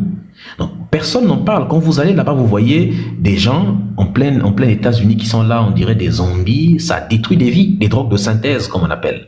Parce que eux, si en Amérique en Amérique centrale, centrale et du Sud, s'ils sont experts dans l'art de produire de la poudre blanche, n'est-ce pas, avec plusieurs mélanges que vous connaissez. Les autres, eux, ils sont experts aux États-Unis dans la production, dans des labos souterrains aux États-Unis. Ils produisent des drogues de synthèse. Et ça détruit. Donc tout ça, ils ne regardent pas. Bon, il y a aussi le problème du détournement d'attention. C'est-à-dire qu'on détourne l'attention vers certains sujets. Vous voulez aller arrêter des présidents à l'extérieur parce qu'ils produisent, soi-disant, des substances illicites. Pourquoi vous n'arrêtez pas déjà aux États-Unis des gens qui sont sur les Epstein Files? Parce que tout ça, c'est pour détourner l'attention vers des sujets de Epstein. Évidemment. On voit que, tu vois un peu à quel point c'est une. On a un gars qui est, comment il s'appelait, Epstein. Jeffrey. Alors, vous voyez, Jeffrey Epstein. Alors, il y a un petit élément sémantique avec Epstein, c'est que les médias font, et tout ça, il faut être très subtil pour voir ça. Les médias font semblant de prononcer Epstein. Epstein. Epstein. En fait, pour ceux qui connaissent un peu, comme ça sonne soviétique. Exactement, ça sonne soviétique, ça ne sonne pas suffisamment comme Goldstein, ou bien pour pointer certaines communautés en particulier. Donc vous voyez que les gens travaillent sur le plan presque sémantique pour ne pas pointer certaines communautés d'appartenance de ces personnes-là. Alors on déforme le nom quand ils commettent des mauvaises choses. On dit Epstein pour ne pas dire Epstein, mais quand on veut dire quelqu'un d'autre qui a Stein à la fin, on dit ah non, Goldstein. Là ça marche très bien. Par exemple, Elisabeth Born, elle aussi c'est Stein, son vrai nom c'est Bornstein. Mais là ils vont dire Stein. Mais si c'est lui, on dit Stein pour pas trop montrer l'association. Donc c'est toujours quelque chose qui est un peu bizarre. Donc lui, il avait une île dans laquelle pardonnez-moi, passez-moi l'expression, leur matière de base sur cette île, c'était pour aller mougou les enfants. Aussi horrible que cela puisse paraître, c'est la vérité. Et il avait son avion, le Lolita Express, où il emmenait des personnalités, des grandes personnalités là-bas. Bill Clinton, on sait qu'il a été là-bas, il n'est pas condamné. L'autre aussi, il a divorcé avec sa femme. L'autre Bill là, c'est qui? Bill Gates.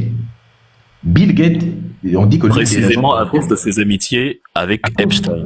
À cause de ses amitiés avec Epstein, sa femme l'a quitté parce que c'est pas une coïncidence. On a vu au même moment où les papiers ont été publiés. On sait qu'il était très ami avec lui et on sait qu'il était déjà parti sur son île.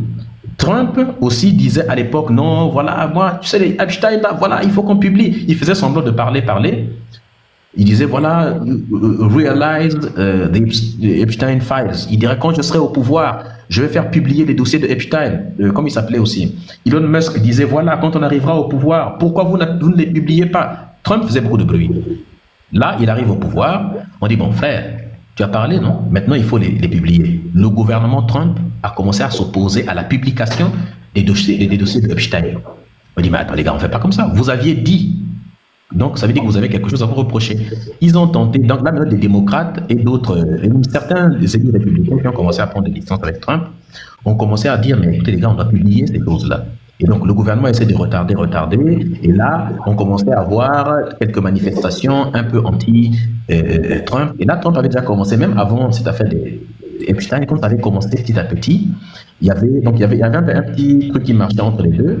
Des gens commençaient à sortir dans les rues aux États-Unis pour manifester contre la politique de Trump, parce qu'il y avait la garde nationale qui avait fait descendre dans les rues, qui commençait à mater les gens n'importe comment. Et les gens manifestaient à la fois pour ça, mais aussi pour dénoncer le, le fait qu'il n'était pas en train de realize, comme ils disent, les Epstein Files. Là, même les mangas, les gens qui l'ont soutenu, même sur le site que j'ai l'habitude de regarder souvent, comment ça s'appelle le site des petits autistes là qui sont très 4chan. Alors 4chan, c'est un truc incroyable. Pourtant, les gens de 4chan ont beaucoup soutenu Trump, principalement à cause de Elon Musk, qui est un petit geek et donc qui connaissait beaucoup les gens de 4chan. Mais même eux ont commencé à s'étonner de ça. Donc, pour éviter cela, il fallait détourner l'attention. Et quel est le meilleur moyen pour détourner l'attention? Eh bien, il y avait aussi, ça coïncidait aussi avec le fait que Charlie Kirk, qui avait beaucoup soutenu pourtant Donald Trump pour sa campagne, commençait à avoir des postures très anti-israéliennes, anti-Netanyahou. Alors Kirk était, même s'il était religieux et qu'il parlait souvent de religion, mais il commençait maintenant à s'éveiller beaucoup sur le plan politique, en ce sens où il commençait maintenant à regarder les choses en face. Il ne défendait plus la droite américaine même s'il était toujours chrétien, mais il commençait à avoir des positions. Il commençait à s'éloigner un peu de la position américaine classique ce qu'on appelle les WASP, White Anglo-Saxons protestants. Donc comme il commençait à s'éloigner d'eux petit à petit, il se rapprochait de... Merci beaucoup, Jupiterman. Et je vais chuter par là pour laisser Wilfried parler également. Il se rapprochait beaucoup des critiques. Donc, il a fait toute une série de vidéos où il commençait à critiquer ce que le gouvernement israélien fait, que ce soit en Palestine ou un peu ailleurs sur Terre. Et donc, il commençait à critiquer l'action des IDF. IDF, c'est Israelian Defense Force, donc les militaires de Tzahal. Là, comme par hasard, le mec, il a été assassiné. Pragmatisé, comme tu veux dire. Pardon, oui, pragmatisé parce que il a été pragmatisé, le mec, directement. Donc, ce qui arrangeait beaucoup parce que du coup, ça avait détourné l'attention sur plein de sujets aux États-Unis.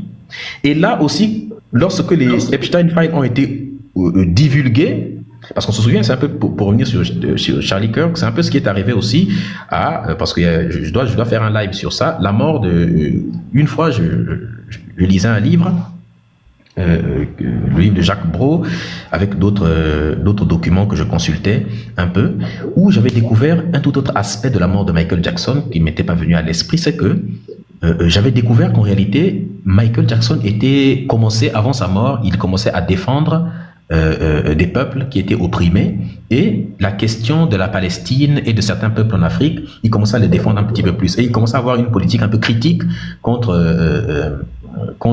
Israël. J'ai même retrouvé certaines de ses vidéos, certains de ses audios où il critiquait Israël un peu avant sa mort. Et c'est là où j'ai compris le sens de la chanson, par exemple, They Don't Really Care About Us. Parce que la partie, elle dit Jew me, sue me. J'ai jamais compris pour Jew me, comment ça passe. Oui, je crois que c'est Black and White, cette chanson-là. Non, l'autre là. Non, c'est pas celle-là. Oui, exactement. They don't really care about us. Exactement. Au Brésil. Jew me, sue me. Parce que sue me, c'est soumets-moi, Jew me. Mais Jew me, c'est juif. Mais pourquoi Jew me, donc juive-moi en quelque sorte. Mais en fait, on a découvert que ça avait un sens autre que ça. Donc, on lui avait demandé exactement de changer les paroles. À vous connaissez ça. On lui avait demandé de changer les paroles, de modifier ça. Et j'ai retrouvé des versions originales de la chanson. Mais la version originale de cette chanson-là était beaucoup plus engagée. La chanson a été édulcorée. Donc, j'ai trouvé plein d'éléments comme ça. Donc, ça explique un peu. On voit que beaucoup d'éléments sont associés, quoi. Pour voir que vraiment tout ça, c'est une diversion. S'ils veulent arrêter des gens, qu'ils commencent par arrêter. Comme ils ont publié les dossiers de Epstein, on a vu, ça a été caviardé. Alors caviardé, pour ceux qui ne savent pas, quand vous publiez un document des services secrets, vous mettez du noir partout pour ne pas voir qu'il y a le nom de Medusa dessus, il y a le nom de Intel dessus, il y a ainsi de suite, voilà, il a fait ceci. Donc pour cacher les informateurs ou alors des personnages, mais que vous voulez protéger. Et donc là, ils ont caché plein de noms des gens, des maîtres. Montrez-nous leurs noms. Et puis, ils ont commis des crimes, mais vous les mettez en prison. Mais ils ne peuvent pas les mettre en prison parce que c'est trop des gens puissants. Et quand il y a eu quelques photos de Trump, on a vu des photos, il disait qu'il n'avait jamais été proche du gars. On a vu plein de photos, lui et Ghislaine Maxwell, lui et des enfants même à côté, même s'ils n'étaient pas en train de faire des choses, mais on a vu certaines photos. Et on a vu d'autres photos avec des personnes qui étaient avec des visages cachés. Donc, plein d'autres éléments sont éteints. Donc, ce qui remet en question beaucoup le narratif. Et là, avec Maduro, dès que ça a été publié, automatiquement, on capture Maduro. Ça permet d'éviter de parler. Voilà pourquoi, quand vous voyez même sur Twitter, plein de personnes écrivent "Don't forget the Epstein file". Voilà, n'oubliez pas de parler des Epstein, parce que tout ça, c'est une technique de diversion. Donc, c'est beaucoup. Donc, il commence d'abord par arrêter les gens là avant d'aller arrêter les gens dans des pays, si c'est réellement ça le prétexte. Désolé d'avoir été un peu long. Ben, enfin, moi je suis désolé parce que je suis sur ton live, mais sinon tu me parles éternellement. Si tu m'en donnes la possibilité, s'il y a cœur joie, j'ai prévu toute la nuit. Donc pour ceux qui, petite parenthèse aussi, ceux qui, peut-être il y en a qui sont impatients de poser des questions. Je vois qu'il y a énormément de formes. Vous êtes très en forme dans les commentaires, c'est très divertissant à lire. J'espère que quand le moment viendra de répondre aux questions, vous n'allez pas avoir de soucis à monter et à les poser. C'est avec grand plaisir que j'y répondrai, que nous y répondrons. Si tant est que vous posez vos questions pour avoir des réponses, parce que comme j'ai dit, les perdants sont ceux qui écoutent non pas pour comprendre, mais pour, je sais pas, d'autres motivations. Je vais commencer. Ceux qui écoutent pas pour comprendre, mais qui écoutent pour répondre uniquement. Et ça, ce n'est pas bien. Donc, écoutez avec l'intention de comprendre et pas avec l'intention uniquement de répondre, les amis. Comme ça vous poussera à poser des questions pertinentes pour lesquelles vous voudriez avoir une certaine analyse. Désolé d'avoir coupé. Exactement, parce que je voyais 2, 3, 4 personnes là qui sont très en forme dans les commentaires. C'est peut-être la même personne avec 3 comptes. Il n'en demeure pas moins que la majorité silencieuse des 1200 personnes qui nous écoutent prend des notes et apprend beaucoup. Je vais commencer par la fin sur ce que tu as dit, Médusa, parce que c'est hyper intéressant.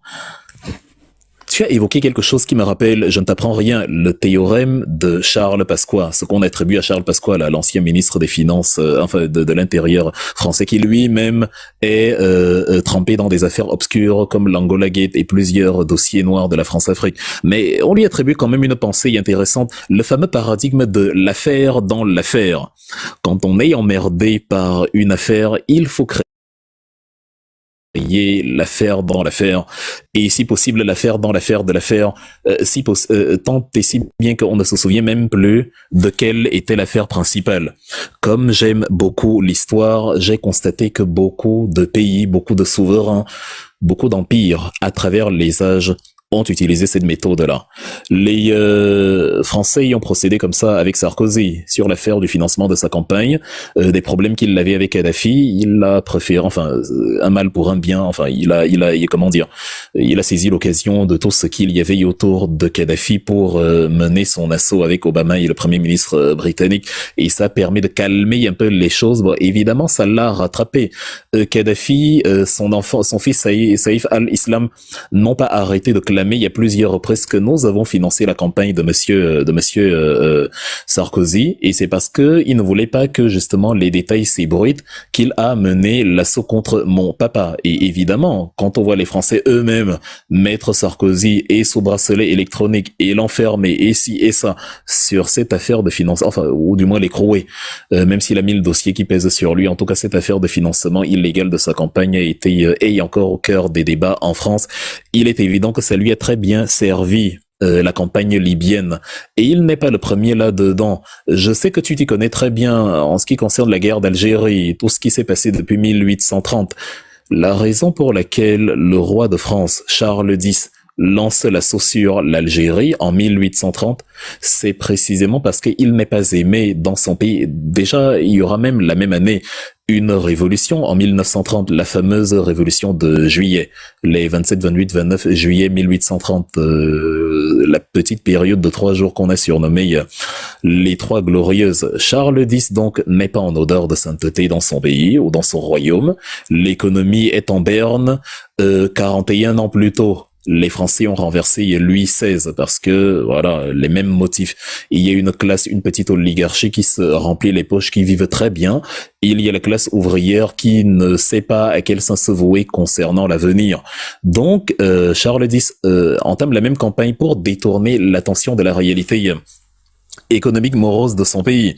Il entame donc une guerre pour montrer à quel point il est puissant et à quel point la France peut encore briller et rayonner à l'international. C'est précisément ce genre de choses qui poussent parfois un Donald Trump à lancer des trucs comme ça qui n'ont ni queue ni tête. Comme je l'ai dit, hein, l'assaut contre le Venezuela n'a absolument pas le moindre sens. Beaucoup de tapage, mais aucun objectif de Trump ne sera réalisé. Ça n'en prend même pas le chemin. La drogue qui est livrée vers les États-Unis continuera d'être livrée parce qu'elle ne vient pas du Venezuela. C'est la Colombie, le Mexique, les autres pays. Et encore, s'il faut parler du fentanyl, qui tue 80 000 personnes en moyenne aux États-Unis chaque année, les composants viennent principalement de Chine. Donc en fait, la campagne, elle ne semble pas vraiment obéir à un quelconque objectif. Macron, avec sa grosse tignasse, a pensé que c'était une question de démocratie, alternance. Le peuple vénézuélien aspire à une alternance, mais Trump n'est pas là pour l'alternance. C'est une manière aussi de brouiller les pistes parce qu'il y a des dossiers brûlants qui le guettent là. C'est quand même 1000 femmes et jeunes filles, c'est pas rien. Sur 1000 femmes, Jeffrey Epstein n'a pas mogu 1000 femmes tout seul. Il était avec tous ses complices, Bill Gates, Donald Trump et tous les autres. Quand le Department of Justice et toutes les structures agréées publient les Epstein Files, et qu'on voit qu'il y a de l'encre noire sur une large proportion, sur au moins un tiers des documents, mais ça ne sert même à rien de les publier en fait, parce que publier, déclassifier signifie rendre public ce qui a été occulté. Mais si vous occultez vous-même, si vous censurez vous-même ce que vous publiez, c'est qu'il y a des choses à cacher. Ça, c'est-à-dire, ça ferait s'effondrer l'appareil d'État même des États-Unis, et c'est pour ça que ça ne peut pas être publié sans flotter les zones sensibles. On nous dit c'est pour protéger les... Mais comment tu protèges quelqu'un? Et si quelqu'un est innocent, le procès démontrera qu'il est innocent. C'est pas parce qu'on voit son visage qu'il sera d'office coupable. Parce que là, leur excuse, c'est que bon, tel était sur la photo. Bon, comme on ne sait pas encore s'il est coupable, c'est pour le protéger. Mais justement, on ne sait pas s'il est coupable, donc il bénéficie de la présomption d'innocence. On peut donc publier son image parce qu'il est dedans, mais sans dire qu'il est impliqué. Ça, l'enquête le déterminera. Ils ont trouvé un beau joker pour masquer les vrais coupables. Et c'est vraiment le paradigme du théorème de Charles Pasqua. L'affaire dans l'affaire pour bien brouiller les pistes, et comme ça ne marche plus. Et comme tu as évoqué, j'ai aimé ça, Epstein, c'est en allemand ça, Stein, ça veut dire la pierre, c'est des noms germaniques. On connaît la communauté juive d'Allemagne qui a immigré après dans le siège de la Deuxième Guerre mondiale, ce sont eux. Et évidemment, pour faire une belle rime avec Poutine, on te sort un Epstein. Pourtant, Stein n'est pas compliqué à prononcer. On prononce bien Steinmeier, le président fédéral allemand, ou Schweinsteiger, le numéro 7 de la Mannschaft, et ainsi de suite. Mais subitement, on ne sait plus dire Stein, on dit Epstein. C'est très intéressant. Donc, on peut effectivement mettre ça dans le prisme de l'affaire dans l'affaire. Ça, c'est le premier détail que je voulais relever. Surtout, les exemples ne manquent pas. En France, c'est l'un des cas les plus intéressants avec Sarkozy que j'évoquais. Et il m'était utile de présenter que comme il n'y a rien de nouveau sous le soleil, même Sarkozy s'inspire de l'un de leurs anciens rois qui a procédé de la même manière. C'est lui qui a foutu le chaos en Algérie. C'est-à-dire, on a chassé les Ottomans, on est arrivé là, on a pris les autochtones, on les a soumis, on a donné l'éducation occidentale, évidemment, l'éducation made in France à 10% de la population, 90% n'étaient que de faire valoir des ouvriers de la bonne chair à travailler, et ainsi de suite. Et évidemment, on les a copieusement massacrés quand ils ont voulu leur indépendance après la Deuxième Guerre mondiale, la fameuse guerre d'Algérie. Et bien sûr, on s'est arrangé à instrumentaliser certains d'entre eux, les fameux harkis, qui ont eu la bêtise de s'allier aux côtés de la France pour combattre leurs propres concitoyens. Mais ça, c'est en tout cas là où peuvent amener les conséquences d'un simple petit élément interne qu'on essaye de flotter. Ça peut être le chaos économique pour Charles X, ça peut être les dossiers de la campagne pour Sarkozy, et évidemment, ça peut être, c'est même d'ailleurs l'un des éléments, les dossiers Epstein pour Donald Trump. Mais ça va le rattraper parce que ça rattrape toujours. Sarkozy s'est retrouvé écroué, Charles X a été renversé, Donald Trump, ça va le rattraper parce que de toute façon, ses campagnes ne mènent nulle part. Elles sont même contre-productives. Il y a le Congrès qui commence à lui dire, cher ami, le pays ne t'appartient pas. On est une république avec un équilibre de pouvoir, même si il y a l'establishment et tout ce que vous voulez. À un moment donné, tu dois quand même demander 2-3 petites autorisations au Parlement avant de mener une campagne qui mobilise et les vies et l'argent des Américains hors des frontières. Donc ce sur quoi il mise là peut ne pas produire les fruits qu'il désire, de la même manière qu'au niveau des droits de douane et de tout ce qu'il balance tous azimuts pour montrer à quel point il domine les équilibres des échanges commerciaux. Même là, il y a des juges, des institutions qui lui font comprendre que tu ne peux pas prendre ce type de décision tous azimuts sans consulter. Il y a personne. Il y a quand même un moment donné où tu dois te rappeler qu'on est environ 370 millions et que notre avis compte également. Donc ça va le rattraper d'une manière ou d'une autre. L'autre anecdote que je voulais relever, c'est le cas Charlie Kirk. C'est possible. Cette femme-ci, je n'approuve pas ses théories de manière générale. Je trouve que parfois elle va trop loin. Mais sur ce point-là, c'est pas très Candace Owens. C'est pas très éloigné de ce que tu présentais. Elle avait aussi défendu. Elle continue d'ailleurs de défendre le fait que les positions de plus en plus neutres ou nuancées de Charlie Kirk sur la question israélienne peut avoir conduit à son élimination, parce que il y a souvent des coïncidences étranges. On a Charlie Kirk qui disait même déjà depuis le 7 octobre que oui, Israël, c'est horrible ce qui est arrivé, même si c'est pas un État parfait, Israël. Or, on sait que Netanyahou n'aime pas quand on nuance. Netanyahou est le plus beau, le plus chaud, le plus élégant, l'envoyé de Dieu qui va reconstruire le grand Israël de la mer au Jourdain, avec ses 2 accompagnateurs, les 2 voyous qui sont même interdits de séjour dans certains pays de l'Union européenne, là. Le ministre des Finances, Bezalel Smotrich, et le ministre de l'Intérieur, Itamar Ben-Gvir. Donc les 3, le triumvirat du démon, il y a même Israël Katz, leur ministre de la Défense, là, une belle horde de voyous, les 4 fantastiques du banditisme et de la criminalité politique, qui n'aiment pas quand on leur dit que non, ce n'est pas tout à fait bien ce que vous faites. Et quand tu nuances un peu, quand tu commences un peu à avoir des approches plus libérales, il peut arriver des bricoles. Ça aussi, ça m'a rappelé comment ils ont éliminé en 95 leur propre premier ministre, Yitzhak Rabin. Yitzhak Rabin avait signé les accords d'Oslo, avait serré la main à Yasser Arafat. On était en train de réfléchir à l'émergence de 2 États qui cohabitent. On était en train de réfléchir à quelque chose qui était un peu moins barbare et moins impérialiste que la résolution 181 de l'ONU, celle qui avait créé au forcing l'État d'Israël en 48, sans l'accord des pays arabes voisins. Là, au moins, on avait les concernés, l'autorité palestinienne que Yasser Arafat avait fondée, qui engageait les discussions pour pacifier la zone, pour voir comment il peut y avoir une coexistence de 2 États ayant la même valeur, les mêmes institutions, le même degré d'autonomie. Ah non, les fondamentalistes sionistes ont éliminé Yitzhak Rabin. C'est un Israélien qui a été envoyé par les cabinets noirs du sionisme, Monsieur Yagal Amir, toujours comme ça, les idiots utiles, les jeunes idiots qu'on envoie toujours pour accomplir le sale boulot. Et c'est comme ça qu'après la mort de Yitzhak Rabin, c'était le 4 novembre 95, tout est tombé à l'eau, tout est tombé au point mort, et évidemment, une branche des Palestiniens, qui deviendra plus tard le Hamas au début des années 2000, s'est détachée et a dit, il y a finalement pas d'espoir avec ces gens. Même quand il y a velléité de discussion, il y a toujours des extrémistes à l'intérieur qui éliminent ceux qui veulent faire grandir le projet. Évidemment, ça nourrit les radicalismes de part et d'autre. Je ne soutiens aucun camp, mais ce type d'attitude où tu as des extrémismes qui ne veulent pas qu'il y ait une voie de discussion, une voie de dialogue, ça fait que les choses tombent à l'eau. Et comme Israël n'aime donc pas la critique, si même leur premier ministre établit que oui, on doit quand même un peu laisser une marge de manœuvre au territoire palestinien, qu'il crée un État, non, on va pas apprécier. Netanyahou n'avait pas apprécié l'émergence du Likoud, parti d'extrême droite, et la puissance qu'il a gagnée vient justement de l'élimination de Yitzhak Rabin, parce que les fondamentalistes ont pris du terrain. Il est donc un peu compréhensible que lorsque un Charlie Kirk va commencer à nuancer ses approches sur Israël, il lui arrive un petit accident imprudent d'un fou qui lui a tiré dessus ou ce genre de choses.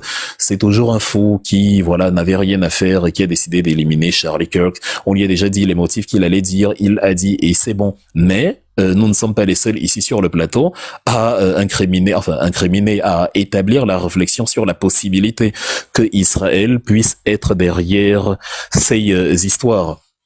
Dans le sillage des mensonges que tu as évoqués, que ce soit au niveau du cartel de Solès, c'était sur TV5, je crois, il y a une dizaine de jours, où j'écoutais justement des analystes qui précisaient que non, le cartel de Solès, c'est pas un cartel, il y a pas un cartel qui existe qui s'appelle le cartel de Solès. D'ailleurs, c'est un nom qu'on attribuait à des médailles de militaires là au Venezuela. C'est quelque chose qui a juste été réutilisé pour donner une existence réelle à quelque chose qui en fait n'existe pas.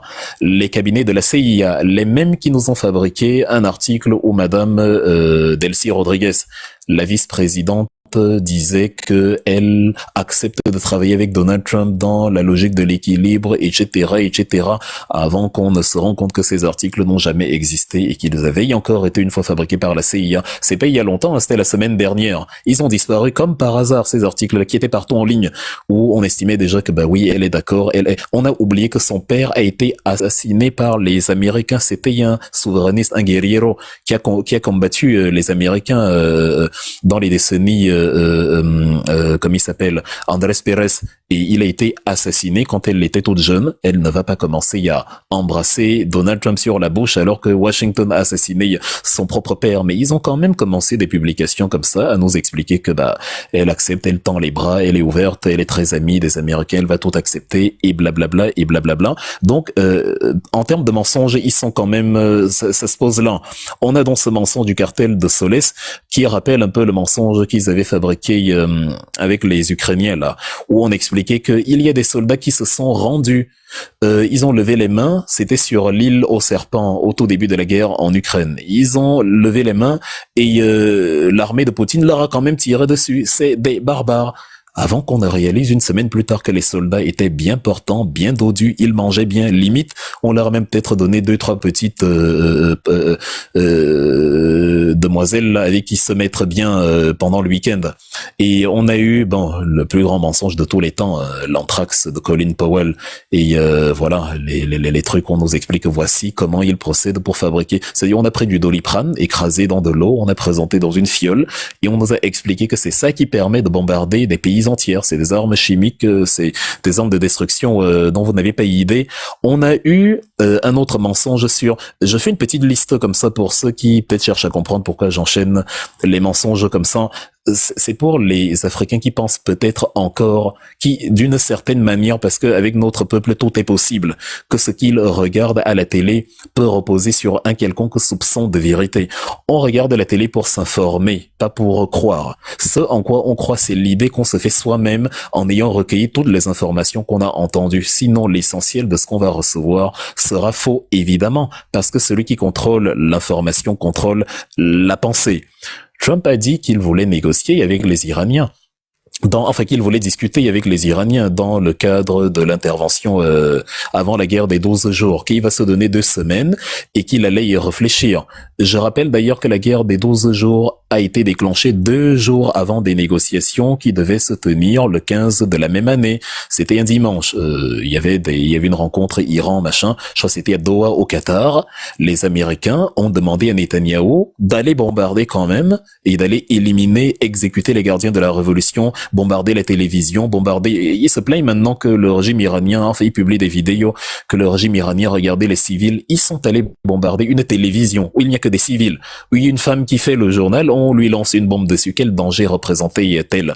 Ils sont allés le faire 2 jours avant que les discussions ne se tiennent sur la question du nucléaire. Ça veut dire qu'ils ne voulaient pas la discussion sur le nucléaire. Le but, c'est d'empêcher l'Iran d'exister même en tant que nucléaire civil. Israël doit rester le seul pays détenant la puissance de feu ultime pour régner dans la sous-région, de la même manière qu'ils ont éliminé Yitzhak Rabin, disais-je, pour empêcher que l'État palestinien existe et soit éventuellement protégé et empêcher Israël d'établir son grand État de la mer au Jourdain.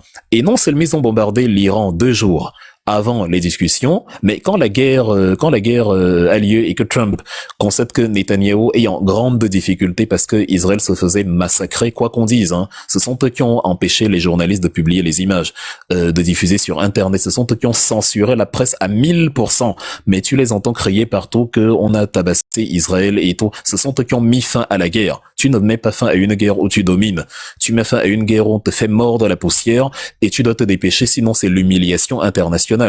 Et ils ont en plus joué sur l'effet de surprise. Trump a menti encore une fois. Il dit, dans 2 semaines, je vais donner mon avis. Est-ce que je m'attaque au site nucléaire et tout? 2 jours plus tard, 1 jour et demi plus tard, on entend que les B2 Spirits sont allés larguer les GBU-57 sur les sites de Fordo, Natanz et Isfahan.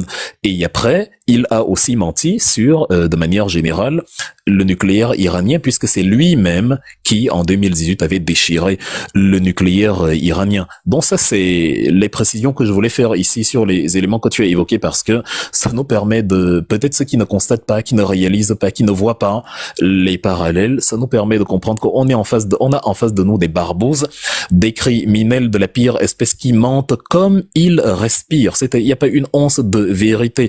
Et tout flatteur vivant aux dépens de celui qui l'écoute, c'est peut-être nous en Afrique qui continuons encore à croire à ce que j'ai appelé des bêtises. Le droit international, la justice, l'ONU, la drogue.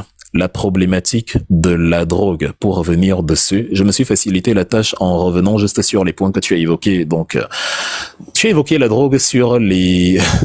un autre paradigme mensonger. Tu as évoqué la drogue sur les... enfin la provenance des drogues du Venezuela et autres, et sur le fait que la CIA a alimenté les, c'est-à-dire c'est tellement la CIA a alimenté les cartels de drogue partout, c'est-à-dire au Panama, le Panama de Manuel Noriega qu'ils ont renversé en 89 soi-disant, c'est parce que la drogue lutte contre le narcotrafic. Non seulement il y a des études qui sont sorties dans les années 90 qui ont démontré que le transit de drogue vers les États-Unis n'a absolument pas diminué après la chute de Noriega, donc c'est-à-dire l'objectif n'a pas du tout été atteint, peut-être parce que ce n'était pas l'objectif, mais en plus, quand il a pris le pouvoir au début des années 80, enfin au début des années 80 là, Noriega, je sais pas, il y avait la même problématique de drogue s'y trouvait déjà. Pareil que, enfin ces militaires consommaient copieusement de la drogue, c'était tout un réseau, ils étaient soutenus par la CIA, qui était au courant de tous les réseaux de drogue qui transitaient et qui arrivaient aux États-Unis, ça ne leur posait pas tant de problèmes que ça, parce que énormément d'argent circulait également. Les militaires au Vietnam, ceux qui servaient le Viet Cong, ceux qui servaient les soldats de Saigon, ceux qui servaient, qui luttaient contre le nationaliste Ho Chi Minh, eux aussi, on établit à 10 à 15% d'entre eux qui consommaient de la drogue au quotidien, ça ne leur posait aucun souci. Ils se sont toujours arrangés, comment dire, avec justement ce type de personnage quand les idéologies les arrangeaient. Ils n'ont jamais eu de problème avec la drogue ou quelconque trafic. Ce sont eux-mêmes. Peut-être que en parlant de la Chine, tu n'as pas seulement mentionné les guerres de l'opium. C'était la Grande-Bretagne, mais c'est les cousins de ceux-ci. C'était la même chose. Là-bas, ils ont obligé les Chinois pour soumettre un peuple. Il n'y a pas que la religion, le foot, les femmes ou je ne sais quoi. Il y a la drogue proprement dit. C'est plus facile. C'est tout aussi facile. On a forcé les Chinois pour faire fonctionner le business britannique à consommer la drogue. C'est vous ne voulez pas, on vous force. On vous fait la guerre pour vous faire manger l'opium. Au 19e siècle, en 1839 à 42. Puis quelque temps après la première guerre, ils ont fait une deuxième de 1856 à 1860. Donc ce ne sont pas ces gens-là qui viennent nous expliquer maintenant que ah non, nous on déteste la drogue et comme on déteste la drogue vraiment, tous ceux qui font dans le trafic doivent être exécutés. Quelle est la star américaine qui enchaîne 10 concerts par semaine qui ne consomme pas la drogue? Combien de personnes on a aux États-Unis dont on entend elle est en cure de désintoxication, on pourrait à partir de là remonter la chaîne. cher Britney Spears, ou je ne sais pas, cher Miley Cyrus, ou Amy Winehouse, ou I don't know, qui t'a livré? Maintenant, qui a livré à celui qui t'a livré? Et ainsi de suite, on démantèle la chaîne, on démantèle le cartel, mais non, c'est pas leur problème. Il y a 1000 cartels qui existent, ils en sont à créer un cartel fictif juste pour faire porter le chapeau à Maduro d'un crime qu'il n'a pas commis. Selon que vous serez puissant ou misérable, disait De La Fontaine, les jugements de cour vous rendront noir ou blanc. Je finis avec l'élément du panafricanisme parce que ça me tient à cœur. Tu l'as évoqué en parlant du fait que les Américains devraient eux-mêmes matérialiser un panaméricanisme. Et oui, cette idée-là est la doctrine bolivarienne. Simon Bolivar, le fondateur en fait de la souveraineté sud-américaine, qui a créé la fameuse Grande Colombie, à l'intérieur de laquelle vous aviez tous les pays qui font aujourd'hui des pays indépendants, Pérou, Venezuela, Colombie et autres. À l'époque, c'était vraiment quelque chose de global, parce que ça devait être puissant, ça devait être fort, et ça a justement été combattu pour cette raison. Le panaméricanisme, effectivement, souffre du fait que les gars se disent, bon, peut-être que on n'est pas tous, l'histoire politique n'est pas tout à fait la même. Le royaume du Brésil, le Brésil dans l'absolu, c'était les Portugais. Les autres, c'était les Hispaniques. Tu as maintenant l'Amérique centrale, ou tu as même Haïti, les pères fondateurs aussi, d'une certaine manière, de l'idéologie commune, qui eux sont francophones. Mais je pense que effectivement, pour qu'ils soient plus puissants, surtout avec ce que Trump vient de faire, ils devraient faire du panaméricanisme. Je ne sais même pas ce qui les empêche de faire ça. Tu as la présidente du Mexique, Claudia Sheinbaum, qui a dit à Donald Trump que le Mexique n'est pas à prendre. Tu as Gustavo Petro, le président de la Colombie, qui dit à Trump que la Colombie résistera. Tu as Madame Delcy Rodriguez au Venezuela, comme le président cubain, qui disent tous à Trump que oublie, tu ne passeras pas par nous. Donc, ils parlent tous la même langue politique surtout, mais on ne les voit pas décider de créer quelque chose de commun, un bloc pour justement faire front contre les Américains. Et je trouve que c'est dommage parce que quand vous êtes morcelé, quand vous êtes disloqué comme ça, quand vous êtes faible, c'est facile de vous marcher dessus. C'est d'autant plus triste que les pères fondateurs du panafricanisme sont juste à côté. Anténor Firmin, Marcus Garvey, Benito Sylvain, tous ceux-là, ils viennent justement des Caraïbes, Jamaïque, Haïti, c'est-à-dire l'Amérique centrale. Le panafricanisme le panaméricanisme inclut, à mes yeux, toute cette Amérique-là contre l'Amérique du Nord à partir de la frontière mexicaine. Donc même la pensée de Garvey, qui est conforme à la pensée de Bolivar, ils peuvent se l'approprier et l'appliquer à leur peuple, la pensée que Garvey avait sur le peuple noir. Et quand je parle donc de Garvey, forcément je vais finir en embrayant sur notre pays, sur notre continent, en Afrique. Nous-mêmes, on est concernés par cette chose-là. Le panafricanisme voit le jour de manière très concrète sous nos yeux avec l'émergence de l'AES, qui a inscrit dans ses textes, notamment l'article 6, si tu attaques l'un de nous, tu as attaqué les trois, et je trouve que c'est une excellente chose. S'il n'y avait pas cet article 6, les bandits qu'on appelle Bola Tinubu et leur père Emmanuel Macron avec Macky Sall et Alassane Ouattara seraient allés bombarder le Niger pour les beaux yeux de Mohamed Bazoum. Mais comme ils ont su qu'il y aura un répondant en mode trident en face et que finalement tout le monde allait perdre parce que toute la zone allait se retrouver dans le chaos absolu, vu qu'elle est déjà dans le chaos, ils se sont retenus et ça permet à ces pays de tenir. Sachant que les Ukrainiens et autres, selon leurs propres aveux, on l'a vu à Tinzawaten, financent goulûment AQMI, le Jinim, bref, tout ce qu'il y a de mouvements terroristes dans la zone. Donc c'est une nécessité absolue. Beaucoup d'entre nous, vraiment pour conclure la définition du panafricanisme, d'après ce que j'entends et ce que je vois, elle est un peu éloignée de ce que vous pensez. Le panafricanisme, c'est ce que fait l'AES, c'est-à-dire la convergence des intérêts politiques et la mise en place d'une structure qui englobe tous nos pays, avec des éléments transnationaux. C'est-à-dire, on a une présidente tournante, factuelle, réelle, on a une charte de défense commune, on a, sur le long terme, peut-être la mise en place des ressources stratégiques communes. On va construire une centrale nucléaire qui va alimenter à proportion, toute proportion gardée, de manière rationnelle, chacun des trois pays. On va développer le nucléaire ensemble, on va faire ci, on va faire ça. Voilà le panafricanisme. Le panafricain n'est pas celui qui s'attaque à la France, aux États-Unis ou à la Grande-Bretagne. Non. Il faut autre chose. C'est-à-dire, quand tu as fait ça, tu n'es pas encore panafricain. Sinon, je vous dirais, Kim Jong-un est un panafricain, vu que lui aussi, il s'attaque à l'impérialisme occidental. Tu peux t'attaquer à l'impérialisme occidental sans être panafricain.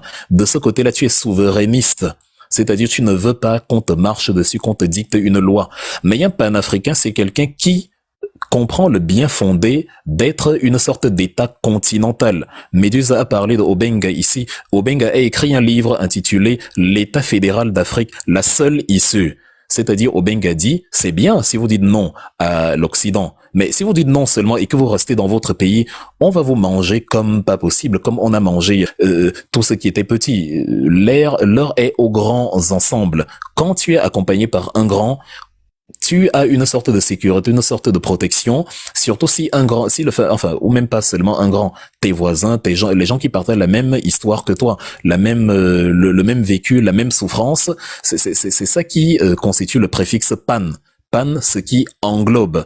C'est pas que je me lève le matin, je dis Abba Emmanuel Macron et je suis panafricain, c'est pas du tout ça. Ça n'a même aucun rapport avec l'Afrique puisque Kim Jong-un aussi dit Abba Donald Trump. Le rapport avec l'Afrique intervient quand tu inclus dans la défense les autres pays africains et quand tu inclus dans les projets à réaliser les autres pays africains. C'est en ce sens donc que Marcus Garvey est un panafricain parce que lui, voilà, il était dans l'optique que tous les Noirs, même au-delà de l'Afrique seulement, tous les Noirs, c'est des Africains de par le monde. Ils doivent justement récupérer leur force, récupérer leur terre et s'unir.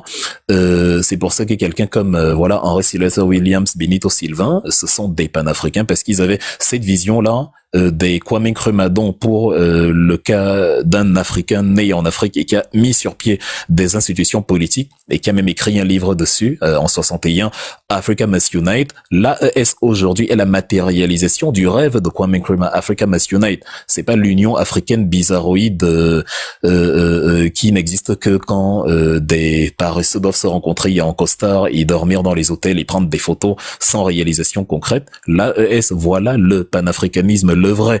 Et ce n'est qu'embryonnaire parce que ça va encore être étoffé quand cette histoire de terrorisme occidentalisé sera réglée. Ça va être étoffé par des projets économiques, des projets stratégiques d'envergure.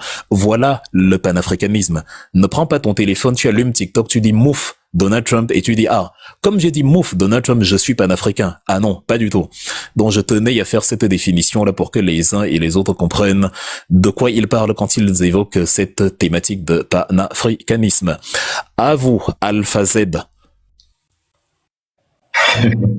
Absolument, c'est-à-dire que c'est extrêmement intéressant. Tapotez s'il vous plaît la famille, partagez, sécurisez massivement le live, tapotez, partagez. En fait, il faut comprendre que, et c'est très intéressant ce que tu dis, parce que il faut comprendre une chose extrêmement intéressante. Vu que tu as évoqué les BRICS en dernier, je vais commencer par les BRICS. Il y a une accusation qu'il faut balayer d'un revers de main. C'est que j'ai vu beaucoup de personnes, et d'ailleurs j'ai débattu avec Makosso, j'étais en train d'en parler, mais Makosso est monté, il a fait un peu de pagaille sur la question, donc on n'a pas pu faire une analyse approfondie avec lui, parce que lui, son intention n'était pas de faire un bon débat sur ça, son intention c'était de faire du spectacle comme d'habitude, donc on n'a pas pu faire un très bon débat sur ça. En fait, beaucoup de personnes accusent les BRICS, accusent la Russie et la Chine de l'inaction. Pourquoi la Russie n'est pas intervenue, pourquoi la Chine n'est pas intervenue et pourquoi les BRICS n'ont rien fait. Et donc, conclusion, donc fausse conclusion, hein. Oui, donc faire des partenariats avec les États-Unis, c'est mieux parce que si vous faites des partenariats avec la Russie et puis la Chine, eh bien, ils ne pourront pas intervenir si les États-Unis vous agressent. Premièrement, les gens ne savent pas qu'il n'existe aucun partenariat entre la Russie et le Venezuela sur le fait d'une intervention mutuelle s'ils ont des problèmes. Ça n'existe pas, ni avec la Chine. Parce que pour que je vienne intervenir dans ton pays, si jamais tu as un problème, il faut qu'on signe un accord où toi aussi tu t'engages. Parce que si moi aussi je suis agressé, tu vas venir intervenir. Et ce genre d'accord, les pays occidentaux mettent de la pression pour empêcher les gens de le faire. Si un bon jour, un pays par exemple, si un pays décide d'aller faire ce genre d'accord avec la Russie ou avec la Chine, tu vas recevoir un embargo économique, tes produits, tu auras interdiction de vendre avec les États-Unis, avec l'Europe et tous les autres pays. En gros, ils vont te sanctionner dans à peu près tous les domaines. Donc, la plupart des pays ne vont pas signer ce type d'accord parce que le jour où ils apprennent que tu as fait ça, c'est mort pour toi. Ils vont appauvrir ton pays artificiellement puisqu'ils ont le contrôle d'à peu près tout, le contrôle du dollar. Et on va en parler justement tout de suite. Donc, il faut voir que la plupart des personnes qui parlent de ça, ils ne savent même pas de quoi il s'agit. Donc, il n'y a pas d'accord. Donc, naturellement, la Russie ne peut pas intervenir au Venezuela puisque cet accord n'avait pas été signé.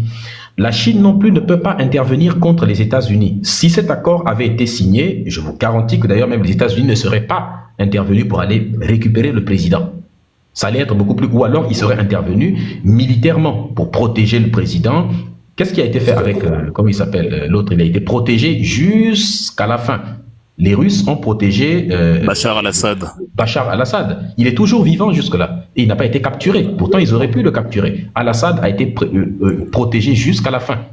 Et ce sens, les États-Unis ont dû recourir au terreau, parce que le gouvernement qui actuellement est complètement terroriste, c'était un membre de Al-Qaïda qu'ils ont mis au pouvoir, ce qui est quand même le signe d'une hypocrisie profonde du système occidental, qui est qu'ils prétendent lutter contre les terroristes, mais ils soutiennent un terreau qu'ils mettent à la tête de l'État un ancien membre de Al-Qaïda. Donc aujourd'hui, la Syrie est gouvernée par Al-Qaïda.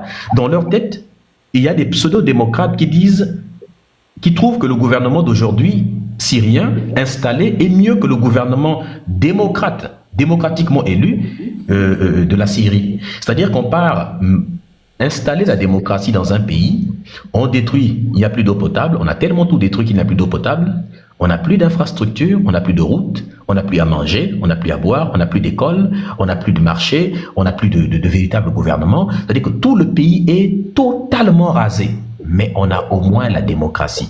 La question, c'est à quoi ça sert d'avoir la démocratie si c'est pour avoir toutes les infrastructures détruites. La Libye est complètement détruite à un point où l'esclavage est revenu même. C'est-à-dire que les heures les plus sombres de l'humanité, c'est l'esclavage que nous avons subi, n'est-ce pas? Donc, résultat, regardez le pays ce qu'il est, mais au moins, même la démocratie en question, au final, ils ne l'ont pas eu. Installer la démocratie par des bombes, par la violence, ça n'a jamais fonctionné nulle part. Citez-moi le nom d'un pays où on est parti balancer des bombes pour installer la démocratie, et puis ça a marché, ça n'a pas fonctionné. Regardez l'Ukraine, ils ont voulu mettre la démocratie en Ukraine sous prétexte qu'avec Yanukovych, c'était de la dictature. Regardez l'Ukraine aujourd'hui, où est la démocratie? Donc, la question c'est de savoir, à chaque fois qu'on vient avec des bombes, avec des frappes qu'ils disent chirurgicales, attention, on va mettre des frappes chirurgicales, oui mais une frappe c'est pas comme la tête d'un outil de chirurgie. Ça ne fait pas de distinction entre un innocent et un coupable. Quand ça tombe sur une maison, c'est tout le monde qui meurt. Quand ça tombe sur une localité, les bombes, il n'y a pas de chirurgie dans les bombes. Donc c'est ça qu'ils ont vendu un peu à tout le monde et qu'ils ont foutu de la pagaille sur la terre entière. Donc on voit que... Et les gens soutiennent ça. C'est-à-dire que les États-Unis ont réussi à... La civilisation occidentale, de façon générale, est en train de réussir dans la mentalité des jeunes, à installer dans la mentalité des jeunes aujourd'hui que négocier avec les États-Unis, c'est mieux pour se protéger. Mais en fait, c'est lui le violent. C'est-à-dire que le mec est violent, mais on dit c'est mieux de collaborer avec lui pour éviter d'être frappé par lui. À ce moment-là, ce n'est plus une collaboration, c'est faire vivre tout le monde entier dans un régime de peur, dans un régime de crainte absolue, dans lequel on dit c'est nous qui faisons régner la terreur, et pour se protéger de la terreur que nous représentons, il faut justement collaborer avec nous, pas avec les autres. Et il y a des gens qui trouvent ça normal. Et des gens, ce qui m'inquiète encore plus, c'est que quand j'entends beaucoup de jeunes parler aujourd'hui, j'ai l'impression que des jeunes sont en train d'intérioriser l'idée très nocive selon laquelle le monde fonctionne, que le rapport de force est normal. C'est-à-dire que, alors que ce n'est pas normal normalement. C'est-à-dire que nous sommes des êtres humains. Contrairement aux animaux, nous avons une conscience qui nous permet d'analyser et d'améliorer les rapports de la société. Et nous avons la capacité, nous pouvons vivre dans une société sans guerre. Ce n'est pas impossible. Nous pouvons vivre dans une société où les rapports de force sont totalement maîtrisés, qui est totalement régi par des lois qui sont justes et équilibrées. C'est totalement possible. Mais il y a la civilisation occidentale, comme à son habitude, qui essaye à chaque fois de mettre dans la tête des jeunes que cette perspective est impossible alors qu'elle est déjà possible, n'est-ce pas? Et qu'ils essayent d'appliquer l'idée très animale et instinctive du rapport de force, comme quoi c'est la force qui domine en quelque sorte. Et donc les jeunes raisonnent, bah écoute, c'est le plus fort qui gagne, hein, c'est comme ça a toujours été comme ça. Et ils prennent parfois exemple sur des animaux pour dire, vous savez, regardez les animaux, c'est le plus fort qui domine. Mais en réalité, ce n'est pas un système si nous sommes humains. Il y a une différence entre être humain et être un être humain. Être un être humain, c'est simplement être la personne que nous sommes. C'est-à-dire être un animal, nous sommes des animaux sur le plan physique. L'animal, être humain. Un être humain, donc, peut faire partie de l'espèce humaine. Mais être humain, c'est avoir de l'humanité. C'est avoir de l'humanité. Être humain, avoir de l'humanité en soi. Et la dimension de l'humanité est en train de disparaître. Et pour les Africains d'aujourd'hui, en plus, le fait de s'éloigner de la philosophie africaine, de la culture africaine, de la pensée africaine en tant que telle, et c'est là où je conseille beaucoup de lire la théorie africaine, la rationalité africaine, le discours de la méthode aussi africaine de Mbong Basong est extrêmement intéressant, c'est-à-dire que l'Afrique est en train de fonctionner sous un modèle occidental. Nous fonctionnons avec la pensée de l'Occident, avec les yeux de l'Occident. Et nous voyons que à chaque fois que nous rentrons dans le modèle politique occidental, parce que nous avons des politiciens, nous avons des professeurs de politique en Afrique qui n'enseignent pas la politique africaine, la théorie politique africaine, nous avons des professeurs de droit qui n'enseignent pas la théorie de droit africain, alors que dans nos cultures, dans nos traditions, nous avons beaucoup d'enseignements sur les rapports entre les êtres humains que nous pouvons théoriser et que nous devons théoriser en tant que droit et que nous allons enseigner. Nous savons que le droit vient même d'Afrique, mais sauf que ce n'est pas ça qu'on nous apprend. Il y a un livre qui s'intitule « De l'origine égyptienne du droit romain ».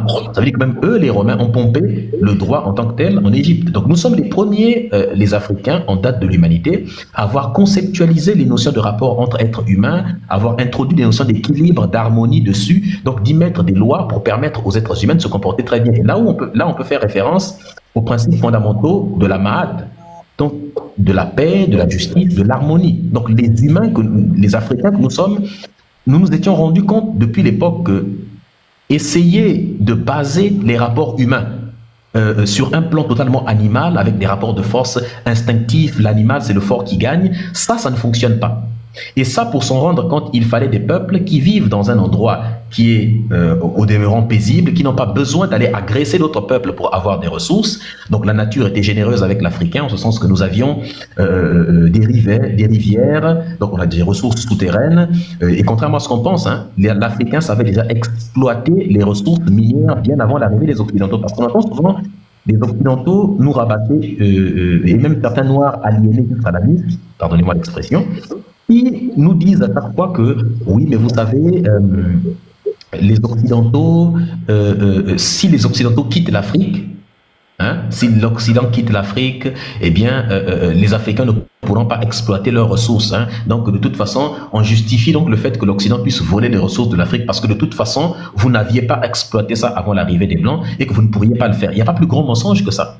Quand vous regardez, vous allez dans le Monomotapa de l'époque, n'est-ce pas? On a retrouvé 4000 sites dans lesquels on extrayait du bronze, de l'or, de l'étain, ainsi de suite, plein de minerais. Quand vous allez dans le British Museum, par exemple, vous trouvez plein d'éléments en bronze, en fer, en plusieurs types d'alliages de l'époque, en nickel, qui viennent de l'Afrique, qui viennent du Bénin, de là où on en a volé dans l'empire du Bénin de l'époque, qui viennent de l'empire de Ouagadougou de l'époque, qui viennent du Soudan, hein, n'est-ce pas, qui viennent de la civilisation des Garamantes, qui viennent de la civilisation des Bangirimi, qui viennent de la civilisation de Ile-Ife, n'est-ce pas, les statues, qui viennent de la civilisation des Sao et des Kotoko, et ainsi de suite, de la civilisation des Somalis.